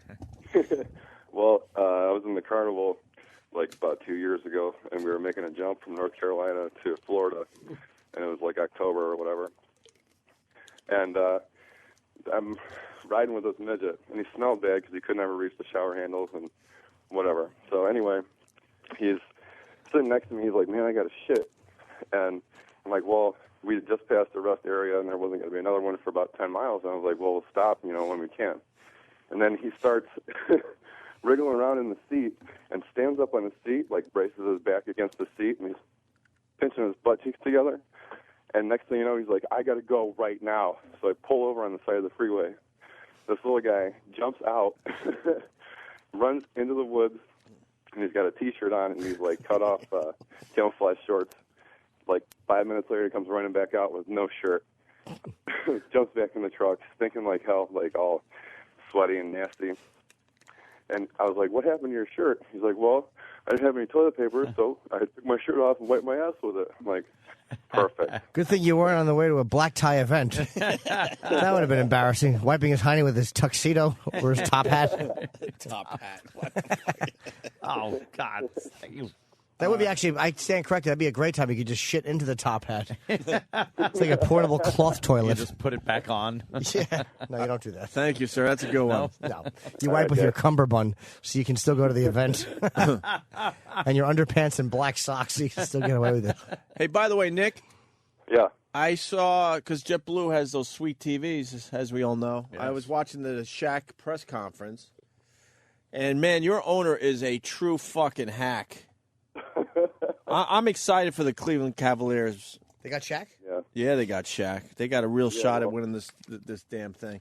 But the owner, so they introduced Shaq, who is the only man alive that could pull off, by the way, a pink dress shirt and a pink tie. Who the fuck's going to say, wow, that's a little, Why would he do that, though? But and then the owner hands him a shovel because Shaq is playing in a cold weather city. Yeah. See, because there's going to be a lot of snow. Yeah. Oh, a Now I know snow exactly what you're shovel. talking Yeah. about. And he also gives him, like, snowshoes. But see, because Shaq's feet are so big, he cut the tips so his feet could fit. I get it. Why don't you just give him rock salt? Hack. Yeah, what the hell is that about? I think it was Shaq ridiculous. has people that probably shovel his driveway. He doesn't shovel it himself. And Nick, Shaq's a good guy, and rumor has it he's going to be on our show, by the way. I can't Really? But you know he doesn't give a shit about your city, right? No, of course not. Okay, Of course good. not. You're not It's all- stupid to buy into Yeah, all it's that. about money. That's all. These guys, that's all it's they about go money. where they can to continue their careers and get a chance at an NBA title. They It's don't like- really care about the city. It's like I say, the almighty buck rules. I say that a lot. Yes. Ruled by the almighty dollar. Regular Jimmy, when you- guy. Jimmy, when you come Jim. to Cleveland, brother. I'll get out there when I get out there. Yeah, well, I can't Soon. All right. Saw my girlfriend's tits. Not that you would remember, but Wait, hold on. Don't brush over that. Yeah, let's not get casual about When it. did I see your girlfriend's tits? after your last show, we came through the line. I had you guys sign the back of my shirt, and just a little side shot. She pulled her shirt up. She got like a C cup, 36C. Nice. At the House of Blues. Yes, sir. Are you still dating this special gal? Hell yeah, I am. Bring her by the next time I'm out there. See if she'll show me one of her roids. All right, sir. Thank you. All right, guys. All right. Now, Ant, the game gets a little better here. Yeah. Because now the phones are way too lit. So now you got to bail on a couple. Uh-huh. You have to bail on one call that you don't want to hear their story and then pick one. You get it? Okay. All right. Know someone who shit himself during his basketball game. All right. Technique for flu shitting. Mm-hmm. Shit during tandem jump, which is a brand new one. Mm-hmm. Has another wiping technique. All right. Had fun shitting in outdoors in the military. Okay. Shit during his wrestling match. Now, you have to get rid of one of those phone calls right now. I am saying get rid of knows someone who shit himself during his basketball game. Wow, really? Yeah, that doesn't it's All not right. that it's bad. He's gone. It just doesn't seem like. All right. And now I definitely want to go to shit during his wrestling match. What? Come on, that's funny. Why aren't we thinking on the same page today? Why? Where Technique were you? for flu shitting? He'll stay there. Okay. I just got to hear because wrestling's very close contact. Homoerotic to begin yes. with. Scott. I was hoping you wouldn't choose me, but now I guess I have to tell you. Yes. When I was in high school, I was cutting weight to make 155. And, you know, you try to sweat and you put your jacket on and you run around, and sometimes it just doesn't work. So you take a little X-Lax and, you know, everything came out fine. I made weight and got in the middle of the match, and I was in the first period, and the guy had me wrapped up pretty good. And next thing I know, I had shit all over the wrestling mat, shit all over him. They had to call the match. Was everyone laughing or what? Well, let's put it this way. If I told where I was at, everybody would know who it was. It was. It's a legendary story, huh? They tell. Yeah, they passed freshman in down. high school, too, so 4 more years of that. Gotta love it. Damn, that must. What did the guy do that was wrestling and got shit on? Well, let's put it this way. He was off the mat, and I could have won by a forfeit. That's how fast this guy was moving, but it was vile, man. I ran as fast as I could run, shit running down my legs, in my wrestling boots, everything. That's horrible. My son wrestles for the same high school now, and I only hope that he never hears the story. Yeah. Fucking and Pick love the it, right man. phone call. Hey, high school's great. Scott, it brings up another question for real, though. So, is there something illegal about shitting yourself during a wrestling match? I don't remember anything in the wrestling rule book. Good but, strategy. No, for real, I would be known as the shitting wrestler. Undefeated. Undefeated every time. You'd make sure you work up a nice recipe. It's liquidy, yeah. And if you're having a tough time with the match, you let a little something go. Let it loose. The guy freaks out. He runs out. You win. And you got another win under your belt. I'm not even going for the joke. sliders. I mean, is there a rule? To work. I doubt it, but a couple of sliders and a beer, the night before. We all know the formula. The formula. Grapes and fucking whole milk. Let's go. Mix some little raisin bran. Raisin milk with raisin bran. Let's go. What a wreck. You want to play or what? You don't want to kill the guy. All right, Ant. Same rules apply. You got to get rid of one call and take another. So All right. let's see if we got any new ones here. Technique for flu shitting still on the board. Yeah. I like this game show. Shit during tandem jump. Has another wiping technique. Had fun shitting in Honduras in the military and making an appearance. Shit his pants in school. Threw underwear out window. Didn't realize his name was sewn into it. Well, now that pretty much told the whole story right there. Okay. So I think he's got to go. Wow. Sorry. Goodbye, Craig in Brooklyn. Sounds like a good story. And now we will go to techniques for flu shitting. Thank you, Ant. Thank you. Yes. Roach the trucker. Good morning, boys. Hello, Roach. What are you hauling, by the way? Pigs, goats, and sheep. Why? The fuck? Yeah. Who the fuck needs that? Those things are everywhere. Pigs, pork chops are good. Bacon is good. All right. Dude. Pulp Fiction, my friend. Did you just say pork chops? They're good. Damn it! Fucking love pork chops. They're great. I don't know why anybody hasn't figured this out yet. This is my technique for food. Oh, hold on. shitting. Let's talk food a little bit. You name me a better food than fucking bacon right now, Anthony Cumia. Wow. Right the fuck now. Bacon. is Crispy really bacon. good. Yeah. Not that soft, it's not cooked all the way shit. No. Crispy bacon. You name a food better than that right the fuck now. Or we go home. All right, I'm gonna have to go with this. Perfectly cooked stew meat. Ugh. What? Who the hell is Stu? Stu's meat. I love his meat. What, like a little pot roast action? No. It's in. You ever have stew with like the potatoes and the carrots and a little all that brown shit. brown and gravy, then, and then a piece of meat in there that's been just cooking all day and Better kind than of comes bacon? apart.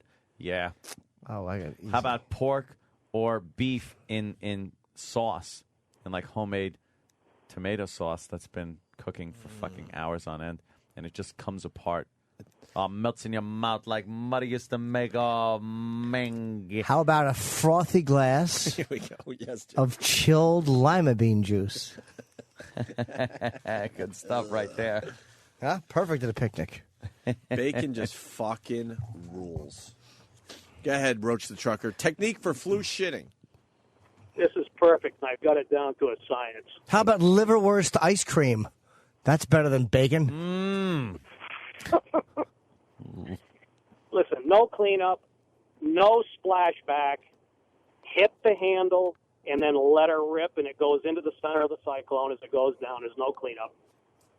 What about splatter, my friend? I guess because Nope. the water's coming down from the sides? No, it goes right into the center, just like in the middle, and takes it all the way down, and there's no cleanup, no splashback. It's Nice. beautiful. So I'm going to say in Google bacon explosion, or did they misspell something? EXPOSION. Gotta go, boys. Punching out. Thank you, Roach. Explosion. Gotta be explosion. All right. By the Little way, mistype. that phone call was very disappointing. Yes. And that was the one I wanted. Well, I'll be honest with you. That's kind of why I went to it. Just to Giving you a prove your little- point? No, I was giving you a little gift. Yeah. Figured it's you not wanted to that hear good. it. All right, we got a couple more. So now you got to get rid of Wow. one, take one. We're almost done with this game, by the way. Okay. Let's give it a 5-minute limit here. All right.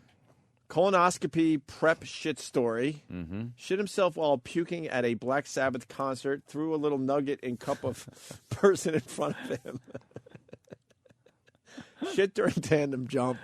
Another wiping technique. Fun shitting in Honduras in the military. Had fun. The Honduras guy. Yeah. just known as the Honduras guy. Yeah. And shit himself so bad, started coming out top of pants. Now you got to get rid of one. Oh, okay. You got to get rid of one. I'm going to say, I don't know. That's too medical, the colonoscopy prep shit story. Really? Yeah. Yeah, you know why? Because that's not really an awkward place to shit. It's in a doctor's office kind of a thing. All right. Or you're prepping or something. So I'm sorry, Jay. Say goodbye to Jay in Arkansas. Bye-bye. Arkansas. There he goes. And now what do you pick? And I have to go down to the top of the pants. I want to know everything about this story. Doing cartwheels. All right. We go to. Of course, it's a Canadian. Of course it is. Why wouldn't it be? Rocky. Jesus. Good morning, gentlemen. Rocky, Toronto or Montreal? Edmonton. Edmonton. Oh, What the on the fuck other goes on side. there? The other coast. Hockey. Is it good? Yeah, it's beautiful. It's cold, but it's gorgeous. All right. Edmonton or Vancouver? Yeah, I gotta say Edmonton. Why though? I don't know anything Where's about from? Edmonton except for, of course, the Oilers when they had their nice run. Yes. Yeah, they had Wayne one. Gretzky. But no, Edmonton's greater just because it's fucking Alberta and we got beef and winter. Okay. Right. Yeah, on. I'm not selling myself here. Did Let's just Robert talk about- let's McNamara just talk really? about Hold shit. on. Breaking news. Robert McNamara is dead? No way. Vietnam War. He Yeah. was Secretary of Defense For Kennedy. Great documentary called The Fog of War. That guy, right? Yeah, that yeah. fucking documentary ruled. That was a great one. Damn guy had to wait in traffic, and I'm like, don't you know what this I know. fucking guy accomplished in his life? He was the shit He's in the rain and traffic in Washington. back in the day. He was 93 years young. Damn. You know who else is dead? Got no recognition whatsoever, except on my Ed personal McMahon. show. Yeah. No, even less recognition than poor Ed McMahon. Fred Travalina. Oh, we talked about the day you weren't here. Oh, was that it? And you know what? We needed you that day desperately. Because that was your thing. We hated him. He sucked so bad. Who is he? He was like a Rich Little. It was an impressionist that was terrible. He tried to take on Rich Little. Actually, you know what?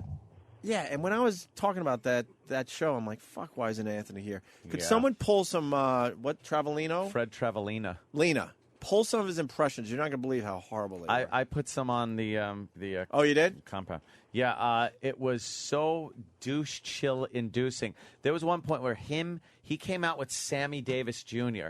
and did like a song and dance number with Sammy as Sammy. I can't even describe it without douche chilling. Sounds great. Wait, was he doing Sammy? Yeah. He was doing Sammy, and Sammy's What's like, Sammy? oh, no, Oh, babe, get that. babe, Sammy. And they were singing the Candyman.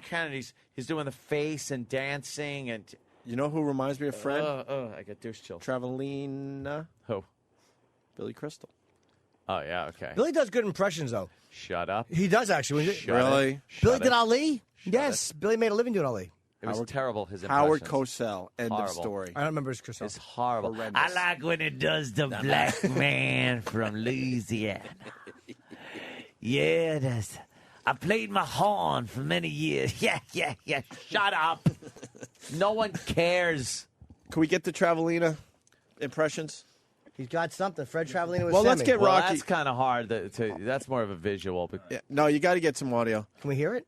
Well, we got to get of Rocky. his douchey. Yes, we do have to get Rocky. Rocky. We'll set up the Fred Travalina thing. The shit Yeah. stories are just the common thread here. We're all over the Oh, place with our yeah. show right now. Rocky, go ahead. Okay, so I'm at work. I went out for lunch. I'm on my way back to the office when I got to go.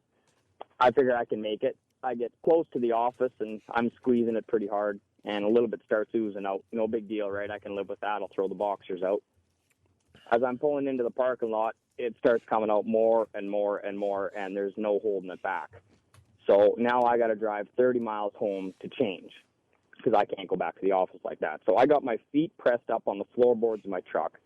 My fucking back arched, pressed up hard against the back of the seat, holding my ass off the bottom, and I'm driving. And it keeps coming more and more. It's filling up. I'm wearing long johns because it's Canada, it's winter, and it's cold.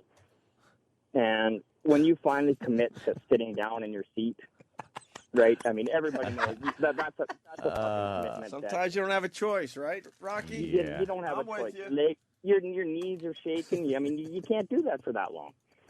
So you sit down, it goes everywhere. It comes down the bottom sides of your thighs, and it starts coming up the back, and you can feel it oozing out over the top. God damn it! It fucking fills up into your T-shirt, and it just doesn't stop. It fucking. I bet you it went probably a third of the way up my back, around the sides, right down to my fucking knees. I mean, you smother your balls with it. The only way you can fucking undress is in the shower. You got to just tiptoe into the house, turn on the shower, full clothes, and just fucking soak. And you're not even using a face cloth to wipe that shit. You're using a fucking bath towel. Oh, that's great. That is You got to heinous. throw the whole lot out. That's great. If what I hear is true, Sam is pulling some Fred Travalina clips. Make sure you get Fred Travalina doing Jack Nicholson. Wait, we can't just play him on YouTube? It's so No, good. let's get Sam to do It's it properly. so funny. We don't know where. I mean, he's got so much makeup on as Yeah. he's doing all this I mean, crap. we could try it, Jimmy. Certainly. Yeah, but- let's hear it. You know, that reminds me of when I was over at Warner's, and they needed somebody to do Bugs Bunny's voice. You know something, Dutch? When I was in China, the one thing that Mao Zedong asked me for was a Bugs Bunny cartoon. That's a great Nixon. What's up, Doc? Kill the wabbit. Kill that wascally wabbit. He's still here. Why is he still here? Hello, George. George. Us and I were George just Bush. exchanging a few anecdotes. Wow, he sounds like Regis. Anecdotes? Huh, I've had it with anecdotes. I've had 8 years of baseball stories, show business stories, dog stories, all jokes. Well, that's what you don't understand about this job, George. A few good anecdotes are worth 1,000 position papers. Well, maybe for you. Sounds like but not Trump. for me. All right, pause this. George We heard Bush enough. is a man. First of all, the Nixon's right on. The George Bush is horrendous. The Reagan's almost good. Anthony does a better Reagan. Yeah. You had a career, my friend, that you blew off. Yes. But the Reagan isn't that bad either. No. Compared But to the the Bush, is horrendous. but the Reagan's pretty bad, though. It's like, Yeah, it does. You know what it is? This guy made his bones doing Nixon. Fred Travalina, because that's when he first started, was when Nixon was in the White House. Okay. Nixon was right he's on. terrible. His Nicholson is exactly, it's textbook hack Nicholson. Textbook. Dr. Steve texted me and he goes, see if he can get Nicholson as the president. Because he would do Nicholson going, I'm the president. Wow. Ah. All right, listen. Hold on, because we got to go back to our game. And we'll go back to that in a second. Anthony, now you got to get rid of 2 phone calls. Wait a minute. Let me take a look. Okay. You got to get rid of 2 phone calls now. All right? I know which one I'm not getting rid of. All right. Drunk girlfriend shit herself on dance floor. Has joined the party. Had fun shitting in Honduras in the military. Still up on the screen. Yeah. Has another wiping technique. Mm-hmm. Bob in Illinois had milk drinking contest in church camp. Subsequently shit himself. Uh-huh. You got Matt in Smithtown shit himself while puking at Sabbath concert. Threw a little nugget in cup of person in front of him. I think I have to hear that one. Or Crotch Critter making the board. Taking liquid shit. Had to answer phone. Ended up spraying wall with shit. All right, look. All right, you got to get rid of 2 phone calls now. All right. This is where the game gets very, very... I got to get rid of 2? Yeah, because now we got to move All right, this. now I got to get rid of Nick from Tennessee has another wiping technique. Goodbye, Nick. And I'm sorry, I don't have faith in Honduras. I don't have faith in the Honduras military. Can't you give him a shitting couple of story. seconds? Can't you give him a couple seconds? The rules are the rules. He's got to go. He's got to go. I tried. And the one Because that was probably the best one. Yeah. No, it's in Honduras, and he just shit from the military. It's like, who cares? They shit everywhere. Turn on the Today Show. Midget's on the Today Show. Thanks for the info. Midget's on there? Oh, it's Pat from Winaki. It's got to be real. Okay. Give me a little Channel 4 here in New York. And now I want to hear. Yeah. Boy, there's 3 really good ones here. Remember, the next time we play, you got to get rid of 2 again. Yeah. God, but I want to hear that one. Which one? Well, Walter's great. Because that adds a whole nother dynamic because it's a girl. I got to hear the drunk girlfriend shitting on the floor. Fuck, I would have went with spraying wall with shit. I'm never getting rid of him. Okay, good. Good to know. Yeah, I know. I know we got to go. Hey. The search won't pick up. Walter, we're here. Hey, Walter. Hey, Walter. He's yelling at Maud. Yeah, really. He got all mad. Now, what do we do? His wife was yelling at him that he had to go. I know we got to go. They're not picking up. Dude, rules are rules. You got to get rid of 2 phone calls and take 1. Yeah. So what do you got? Wow. Well, I got to see what Ken has, but... All right, we'll go with a Travalina. All right, okay. What Travalina impression are we doing now? I want to hear Nicholson. This is our Fred Travalina tribute. Okay. Which one is What this? is this one? This is like a skit. I don't want skits. That's why it's Where's better. the Sammy one? Why don't we play that? It's him and Sammy. I do him and Yes. Sammy. Do him and Sammy. You know, man. But it's the oddest feeling in the world, man, to be standing there looking at a white you.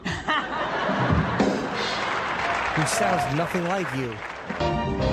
The candy man can, cause he mixes it with love and makes the world taste good. Yeah, the candy man makes everything he makes satisfying and delicious.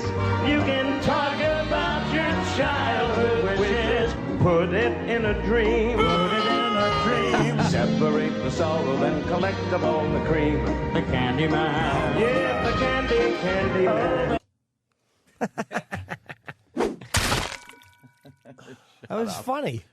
No, it wasn't. That was horrendous. Why? That was so bad. He was making the Sammy face Yeah. and dancing like Sammy Yeah. and trying to sing like Sammy. Oh, We got to hear a little more. That was good. no. Candy man can, the candy man can, cause he mixes it with love and makes the world taste good. One more time from the half. The candy man makes everything he bakes satisfying and delicious. You talk about your childhood wishes, but you can even eat the dishes. Oh. Jimmy, stop it.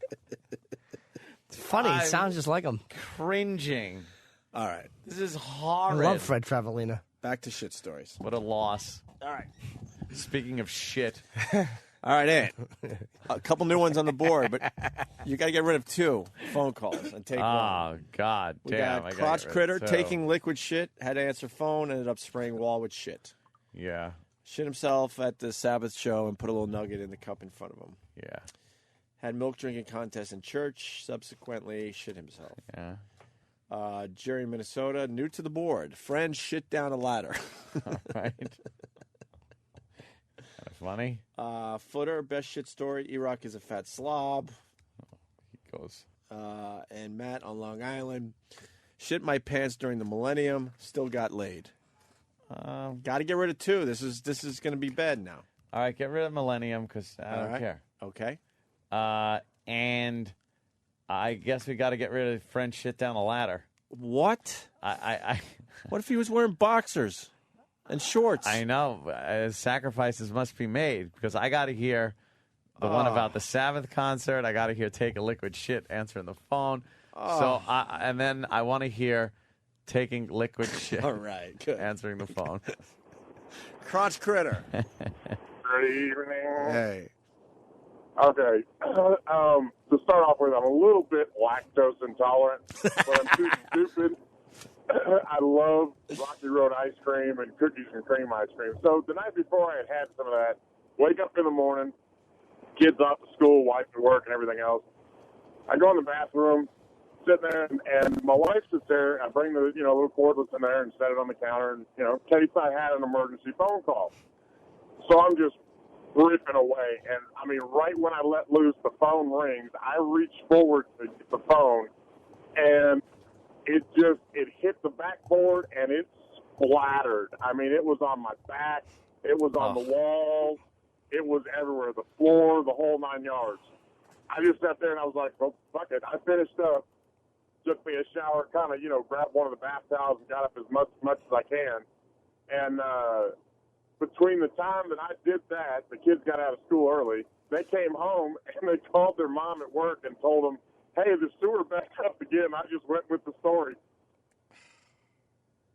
Oh, boy. God damn it. What's wrong, Ed? Sacrificed. I know. And I wasn't really feeling that one. All I know is I started checking my email. So yeah. I like, just had the urge to check my through email. I started like looking at like so I don't even know how the story and ended. Stuff. I'm sorry to that guy. Oh, God. Now we go back to Fred what a waste. Travalina. Yes. Real shit. Fred Travalina as Bill Clinton is on the board. Oh, that's got to be hilarious. I might want to hear a little of that. Or Jack Nicholson. You want both? Well, let's hear that first. Yeah, Which one? let's hear Clinton. Okay. He turns around and comes back. He's making a funny face.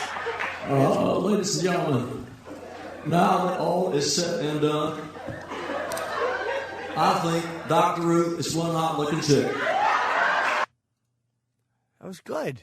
It's a funny line. He's got a good voice. Holy shit. What were you listening to, Jimmy? He said she's a hot chick. Dr. Ruth. Funny, it's topical, the joke, Dr. Ruth. Now, I just want to tell you something. When that phone rings at 3 o'clock in the morning, you better know what you're doing. Now, when I was president, I was sitting next to Hillary. That phone rang at 3 o'clock in the morning. She always wanted to be president, so she rolled over me. She grabbed that phone before I could. What happened to the impression? And I heard her talking. I don't know what's going on. She says, yeah? What about 150 miles from here? How am I supposed to know if it's raining? And she hung the phone up. I said, Hillary, what was that call about? She said, that was some woman asking if the coast was clear. Holy shit. Jimmy's loving it. Oh, Jimmy found that so funny. Was he doing Bill Clinton the president? Yeah. Or maybe a neighbor that he had named Bill Clinton? He tried in the beginning, then gave up on the impression altogether. Gave up on the whole thing. You want the Jack Nicholson? Yeah, because he's famous. Or Nicholas. Nicholas is Nicholson. is yes. And you noticed in the papers today that Giuliani is going to be running for president. How do you feel about that? Pretty good. Well, I have another suggestion, a different president. Here is Jack Nicholson. Here is. As president of the United States.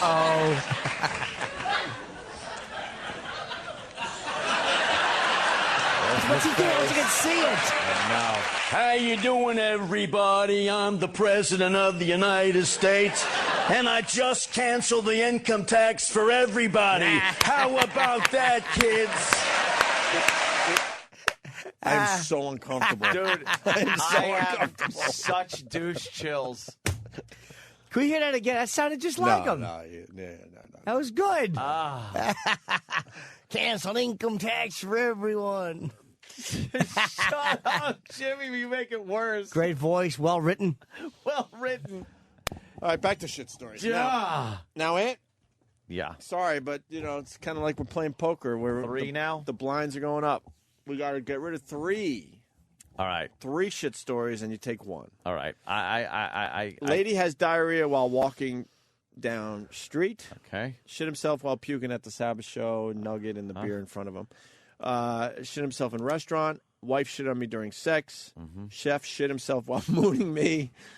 Had a water ski enema and shit water for 5 minutes. Uh-huh. Water ski enema. Oh, okay. Shit in my hard hat during traffic. Shit on wall in Lowe's bathroom. Painted stall at unemployment office.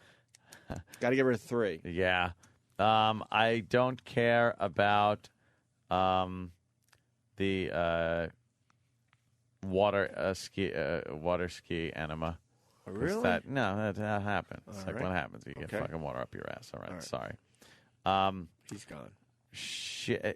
Chef shit himself while mooning me. That's kind of funny. Okay, good. Shit himself in a restaurant. It's another shit himself story. Yeah, that's it's got to have an angle to it. Okay. And then the third one that's going to go is the shit in my hard hat during traffic. Gotta sounds go? funny. Yeah. But it's pretty much it. So what happened? Yeah, I was in traffic. I had to take a shit. I shit in my hard hat. All right. He's out. Oh, wait. I almost got rid of the wrong one. Okay, he's out. Sorry. All right, now you get to pick one. Now I get to pick one. I want to hear about the shitting in the Black Sabbath concert. The nugget in the cup in front to me is the enticing part of that Yes, story. All right, Matt in Smithtown. Matt. Yes. Happy birthday, Jimmy. Hi, Matt. What year was this? It was about 5 or 6 years ago. Okay. Went to the Sabbath concert, and we drank a 30-pack before we went in, me and my friend. And we were drinking out of the big gulp. We were pouring big gulps, like 64 ounces. So we're going into the concert, and I pound the drink, and I start puking.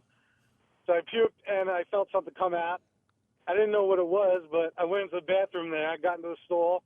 I pulled down my pants, and there's a 3-inch nugget, a hard nugget in my drawers. So I whipped it out, and it landed in the cuff of the pants of the guy next to me. In the cuff?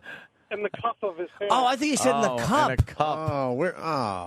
Oh, it's in his cuff. That's different. Although funny because you get home and you just got a nugget of shit in your pant cuff. You're like, wait a minute. What the fuck is this? Is this some hash? Let's try smoking it. For all you hash lovers out there. Because I used to love hash. Times. I used to love hash too, Jimmy, as a freshman in Geneseo. Under a glass? With a little pen? No, that's hashish. Yeah, why? Oh, I thought you were talking about hash the potatoes. All right, thank you, Matt. Ant, the blinds I'm talking about hash as to what you should have done with that joke before you said that. This is a great way to get rid of. This is a great way to get rid of phone calls. So now the blinds go up. You have to get rid of 4, Ant. 4 fucking phone calls. Here and it take is. 1. Here you it see what's is. up on the screen. What's new is shit in van while on GW Bridge. Had IBS shit in truck. Drove home 400 miles without pants. And yeah, the rest are the ones you know. All right. Shit on the wall in Lowe's, gone. What? Yep, because painted stall at unemployment office is similar, and I'd rather hear about unemployment office getting nailed than that. Shit on the wall at Lowe's, people probably just think it's the new Steve Martin movie poster. It was probably the Lowe's construction place. What's that? That's like where you buy lumber. It's like Home Depot. Oh. I don't. Now we'll never know, but all right, 3 to that's go. what I was thinking. Get rid of 3 more. Shit in dump truck on City Street. All Bye. Bye. Shit in a van while on the GWB is gone. Okay. And had irritable bowel syndrome shit in truck. Drove That's 400 bye? miles without pants. Sorry, Stryker. You're gone. God, That's it. These shit stories keep on coming. We can't knock them out fast I enough. know. They love them. All right. Which one are you going to take? And I want to take lady diarrhea while walking down the street. All right. I want to hear the girls. By the way, next time you have to get rid of 5 shit stories. I know, this is crazy. We'll knock them out. We will win in the end. This is insane. Richie, Brooklyn. Hey, what's going on? Hey. All right, Hey, I was in Richie. Greenpoint with my friends last summer, and the Polish neighborhood. Walk around behind this lady with like a muumuu on, like one of those house dresses, and she's farting, and we're sitting there and we're laughing at her. Next thing you know, you just see brown wet marks coming from her back, right? And we are dying, and she's turning around and she's yelling at us. We keep following, and now we're just following her. She's diarrheaing. It's coming out the back of her legs and hitting on her slippers in the street now, and we're just ripping on her. She turns around, and she's screaming at us. She's swinging her bag at us. She turns out, she keeps walking. We're walking. My friend is, like, now right behind her, like, just making fart noises. She stops. She reaches in, and she touches her underwear, and she throws, and she touches him with her shit. And we just fucking take off. Jesus. All right, that's. I like that one. Yeah, I like that. Kind of funny. Back to Fred Travalina. What are we looking at now? Fred Travalina doing an impression of Robert De Niro on the Match Game. Ooh. Oh, no. His De Niro. Let me see it, Doug, because I want to see the face, too, Stevie. Right Yeah. now. And I thank you for showing up because we couldn't do it without you. Okay? Ready? Turn it louder. Ready. It's the best I can do. Good afternoon to you. Well, you and I started to talk about something backstage a moment ago, and we got interrupted by this show. Well, I was hoping to see one day Robert De Niro come on a Match Game. Were you Hollywood hoping? Squares and do one of those poems, Yeah. you know? Good idea. Yeah, imagine Robert De Niro in hospital. Uh-huh. And my name is Robert De Niro, an actor. That's what I am. I made lots of pictures like Raging Bull where I hit people wham.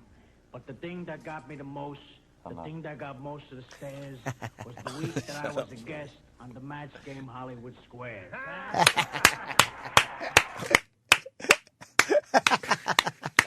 Holy shit. Holy shit. I don't know if I can even continue. Multi-millionaire, my friend. Guy sounds just like him. Millionaire. Amazing. A millionaire. He could not sound less like Robert De Niro. Sound just like him. Did he? Yeah, the match game, the rhyme, the poem was funny. Why was he doing a poem? Because he was just wanted. He said, "You ever wonder what it would be like with Robert De Niro?" I never wondered that. I had. You know what? I was wondering. No one. I always wondered what it would sound like if, you know. Let's think. I don't know. Well, you get those. You pick a celebrity and then a crazy scenario. I love that type of humor. Me too. You know. Sylvester Maybe Stallone. George Burns singing like Extreme. Or oh, that'd be fucking horrible.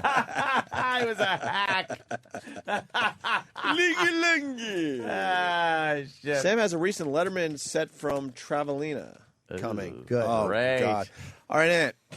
How many you got knocked out now? 5 phone calls? Are we up to? Yeah. This is going to be easy. All right. We have shit stories out the wazoo. All right, we got some new ones. Shit myself in wetsuit while surfing. Shit pants during mortar attack, in Iraq. Shit in bed next to girlfriend. Wife shit on me during sex.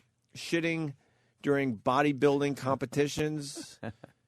Fag shit himself in Key West while wearing white shorts in front of me. Oh, come on.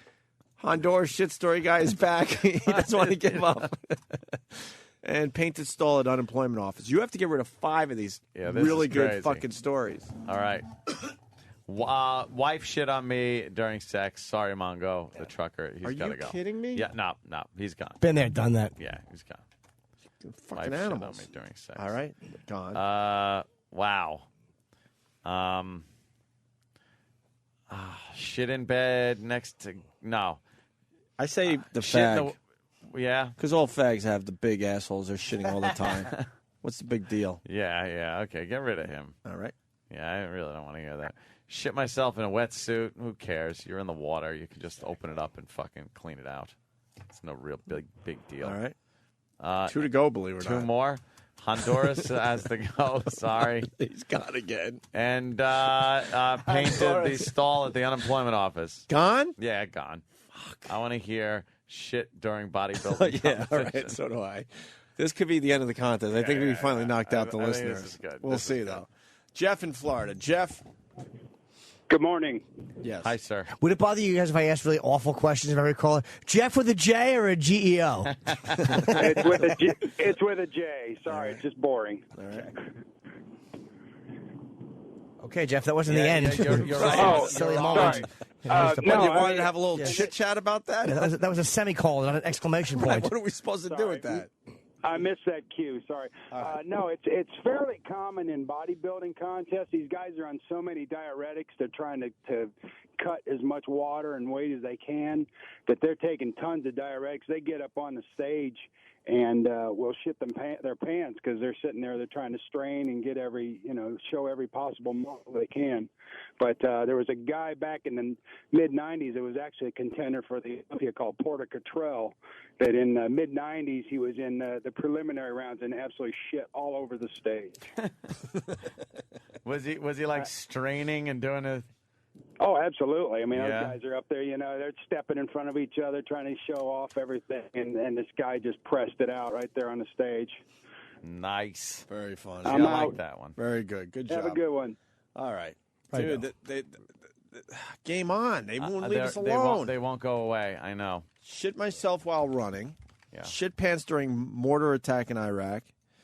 Girlfriend took a lot of diet pills and ended up leaving a greasy shit in my bed. Yeah. That's, I think, somebody making fun. Yeah, me. Oh, okay. Brendan, All right. I was looking Wisconsin. for that one. I'm like, wait a minute. That's not even there. Shit myself while driving a full school bus. Why don't we take a break? Yeah, why don't we do that? Because I got a shit, to be honest with you. Maybe you'll have a story that'll make the air. That's true. Yeah, but I shit my pants on way to bathroom and hallway.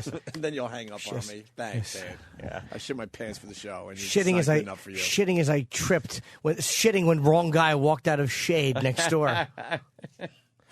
Shitting by out cue. And when we get back, Fred Travalina does celebrity cars. From Merv Griffin, yeah. So this would be cars. Wait, we gotta do that. That are celebrities. I'm dying right now.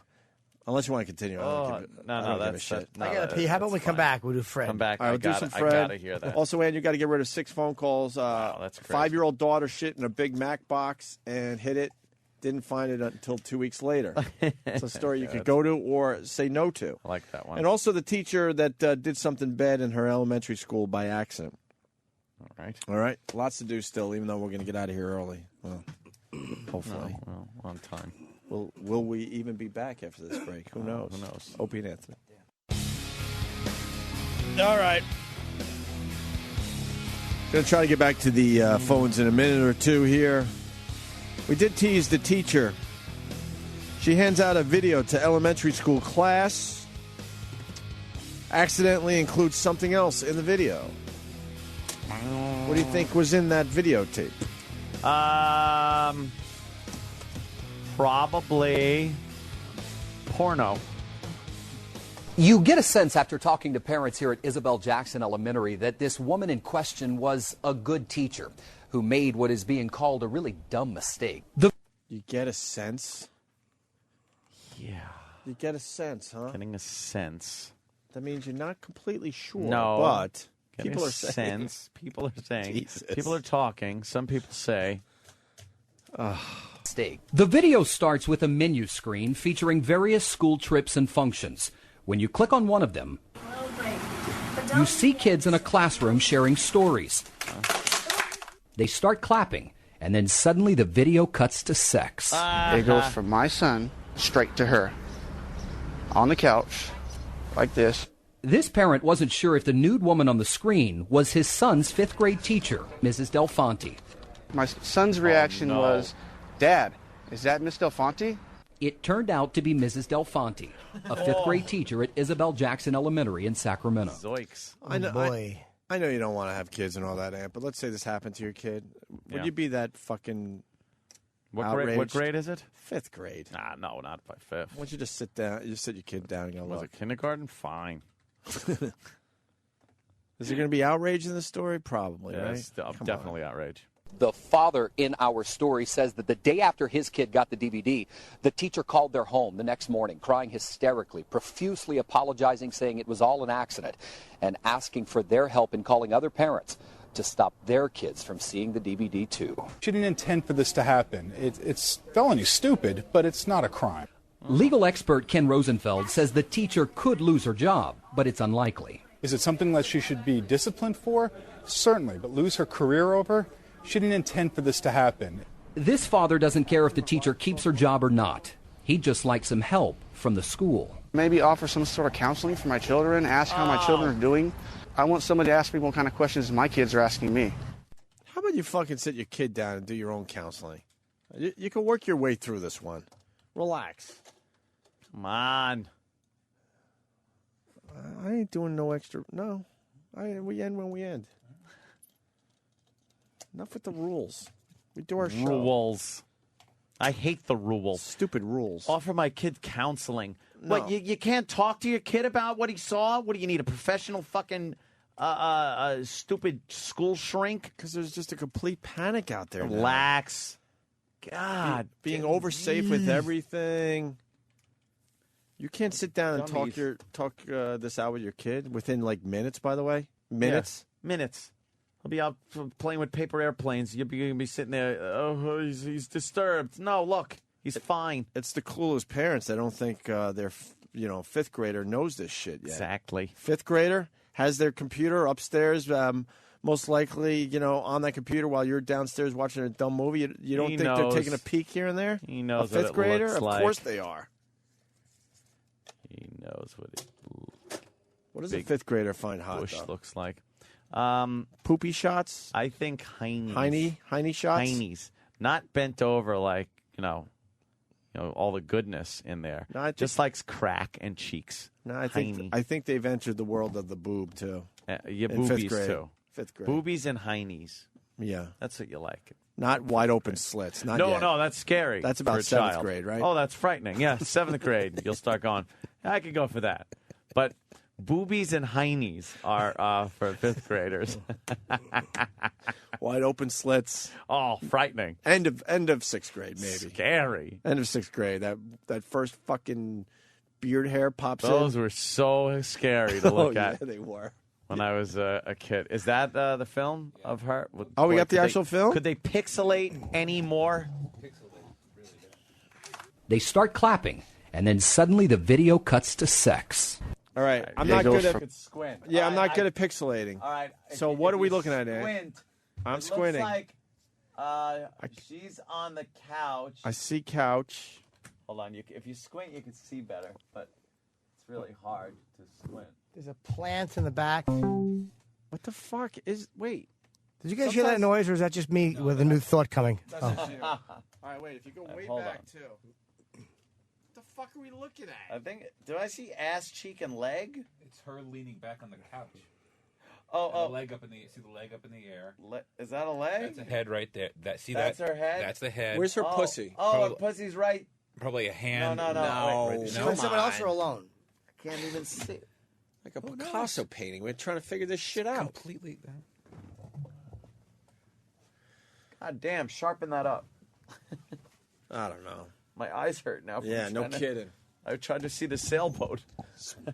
Hey, remember that website, guesshermuff.blogspot.com? Yeah. This guy, Chris Moneymaker from Amarillo, writes, Chris Moneymaker. Speaking of wide open slits, check out girl number 653. Oh, really?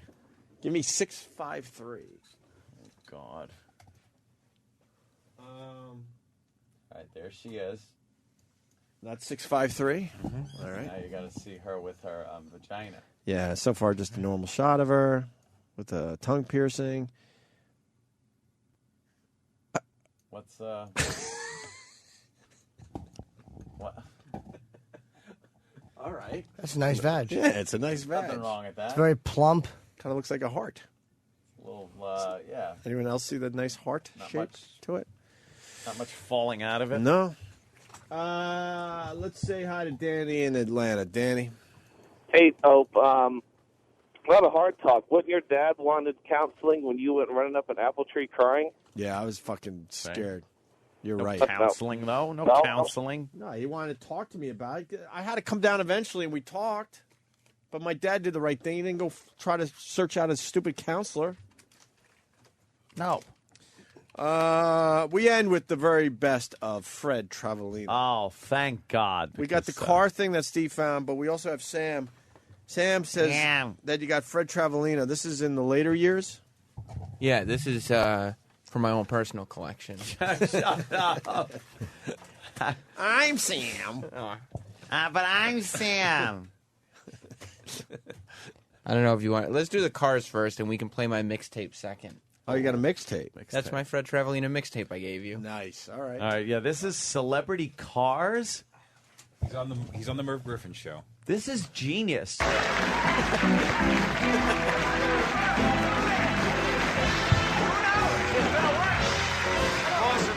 Shaking hands. Lawrence, you know, and John. He sits on the couch. Back there listening to these great voices. Grand Opera. Grand Opera, but I brought along a special guest. Yeah. Uh-oh, who? Pavarotti. You don't do Yes, singing the theme from Jaws. Certainly, I'm not half the man I used to be. Yeah, bend in half. There's a tenor. I mean, that was that. He's a real singer. He studies sing. I don't say that Pavarotti is the best. I let other people say if they want to say. Fucking Paul. We always do Who have you been working on lately? Oh, I've been working on a lot of really strange Give me stuff, some. Merv. I mean, the birth of Gershwin. Pardon? The birth. But how would we know whether it's good or bad? Well, I figured you, None great of us were concert there. pianist, you know all the things. Yeah. His life had to start off. Show business follows you through your life. The birth of Gershwin. Push, Mrs. Gershwin. Push. Here we go.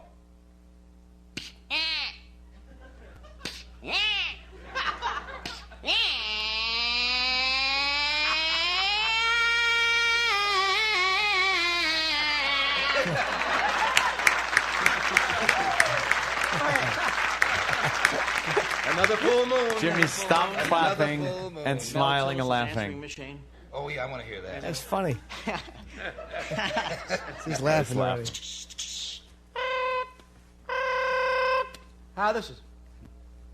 This is. Oh, because he stutters. I tell you, Murph, I'm getting crazy. It's springtime. Sure are. I was thinking of all the cars. You were back at the inauguration, right? Yep. Saw you back there. How cold it was back there? Freeze. I was watching you, and I said, you imagine all the celebrities' cars in winter? Oh.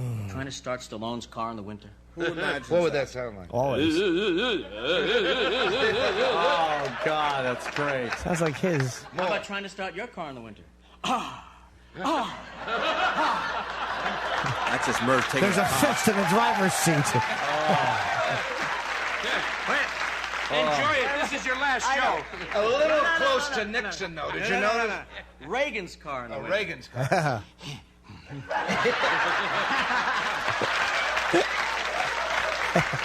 What? Oh, that is funny. Whenever you say that is funny like that, guess what? Oh, that is funny. Not an ounce of funny to. I thought he was good. Well, let's go to Sam's mixtape. The older stuff is better. Mm-hmm. Like, I mean, the stuff that went on, like technically the most recent stuff is his best stuff, I thought. Okay. So I just brought in some of my favorite clips from the more recent years. Sure. Fred does Clint Eastwood. Yeah. Who doesn't want to hear Clint Eastwood, right? Oh, come on. This got to be good. Then Clint Eastwood, if he spoke like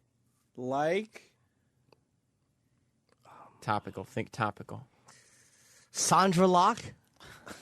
No. Richard Simmons. Oh my God! Because Clint Eastwood would never sound like that. Because Clint is such a man, right. And Richard Simmons is so gay. You got it. All right, figured it out.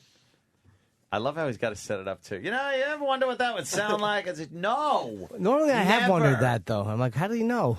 That is what I wonder, and I wonder it often. Supposedly, there's a serious DJ who's webcasting literally right next to us, and we're not allowed to have pal talk. I thought we were on camera. What's that about? All right. What is it? Whatever. Who cares, right? Now, Clint Eastwood, his voice fits his face. He's always like... This must be making the face. Yeah. How you doing, punk? Go ahead and make my day. What? That's what he said. Jimmy, stop What if clapping. Clint Eastwood had Richard Simmons' voice? No, what if? All right, mister, put that magnum down right now. 1, 2, 1, 2. Wish we could see it. But that didn't sound like Clint Eastwood or Richard Simmons. Either way. Those are jealous. And Dirty Harry carries the Magnum. So why did he tell the guy to put the Magnum down right now? He's so effeminate, that Richard Simmons. Sam. Okay, faggot. What's next? Fantastic. Who's not having bacon right after this show? Thank God Fred Travalina is dead. What? We have one more, man. Well, God probably, Watch out. This is Sam writing.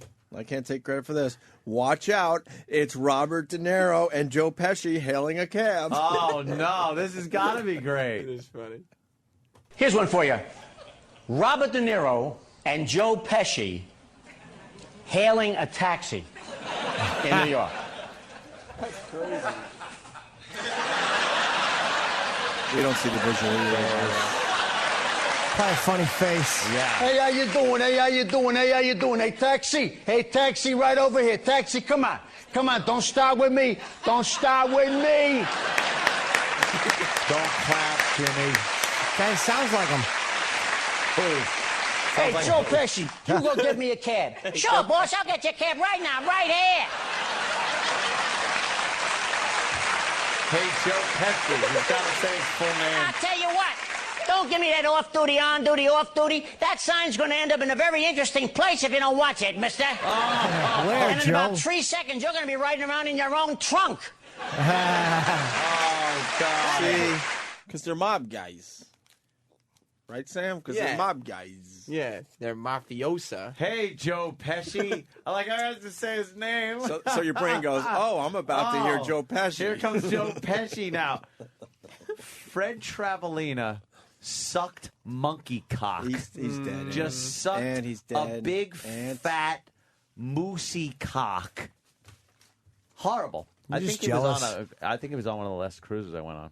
Really? Yeah, doing the. Did you go? No, I didn't. So was Rosie O'Donnell. Why not? You could have saw a legend, Ant.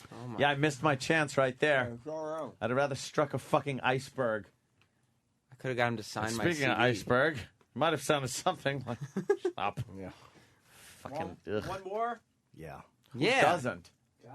Please, more Fred Travalina. The late, great Fred Travalina. And here's the thing about this. You think one clip, so you're like, oh, yeah, I'll just get one impression, Yeah. And I'll laugh at that. Uh-huh. How do you feel about 9 for the price of 1? What do you mean? Well, Anthony Cumia, what I'm saying is... Oh, are you going to do an impression of me now? He's going to do 9 different impressions. All at the same time? Yeah, because he goes on the internet a lot. And he sees Oh, wow, that, that's topical. Okay, at least he brought the internet into his act. On the internet, people keep doing the morphs. People keep morphing. Everything's morphed. Do they? Yes. Who's morphing things on the internet? Trust me, it's a like trend. that new Michael Jackson video where the face is morphed? Yes, exactly, precisely. Travalina is a tool. You ready? Oh, hope his jaw dropped already. Are you ready? Yeah. No, but here we go. And I like to see on the internet all these things that are morphing. Everybody's morphing everything. Who's morphing? Everybody. Who's morphing stuff? No one just morphs. Let me tell you something. You have the capability to morph things. Right. But you never have the real need to morph. Funny. What do you mean everyone's morphing? Sam just goes, funny. No. Should I have my brother make a Everyone's T-shirt? morphing. Everybody, yeah. My brother's going to make a T-shirt. Everyone's morphing. Your brother should make a T-shirt of you and Anthony and your faces morphed together. Because everyone's morphing. They'll know how topical the show is. Why haven't we joined the morphing craze yet, Sam? Because once again, we're behind this bandwagon. See, look at this. People are morphing Michael Jackson's face into a fucking zombie. We got to get on this bandwagon. That's everyone's morphing. Look. Wow. Please end with a cadaver. Yeah, skeleton. If these guys knew what they were doing with their morphing skills. Looks like a fucking geisha girl on half of these. It's creepy shit, man. I was with you. It's very scary. All right, let's get into the morphing bit. Come on. Morphing. Let's treat this Fred Travalina with class, will you? Yeah. Send him off with respect. Yeah. What happened to Fred? Come on, where's Fred Travalina? Where's Fred? Eddie from Boston. Opie, Jimmy had a horrible line that you all missed. When Ant was talking about being on a cruise with Fred Travalina, Jimmy said, so wasn't Rosie O'Donnell. No, I said, so was... Ant said he was on the last cruise I was on, and I said, so was Rosie O'Donnell. Oh, okay. Meaning that I was on a gay cruise. Yes. That was funny. I knew there was something there. He misrepresented. He said, you said, so wasn't. No. So was. That's funny, man. Thank you. Oh, see, then the other guy got it right. You guys plowed through a brilliant Jimmy line and said he was on a cruise with Fred Travalina, and Jimmy said, so was Rosie O'Donnell. Gay cruise, get it? Get it? Everyone's morphing, though. All right, let's get back. Everyone. Everything. I'm going to morph the last 9 presidents of the United States, okay? Yes. Voice and morphing. President Kennedy, Lyndon shit. Johnson, Richard Nixon, Gerald Ford, Jimmy Carter, Ronald Reagan, George Bush Sr., So you know Bill what Clinton, you're about to and hear. George W. Bush. Morphing of the presidents. All right, let's go. Let's go, I, Fred. John Fitzgerald Kennedy, do solemnly swear that I will faithfully execute the duties of the office of the President of the States Knighted U. Ford. United States. and will, to the best of my ability,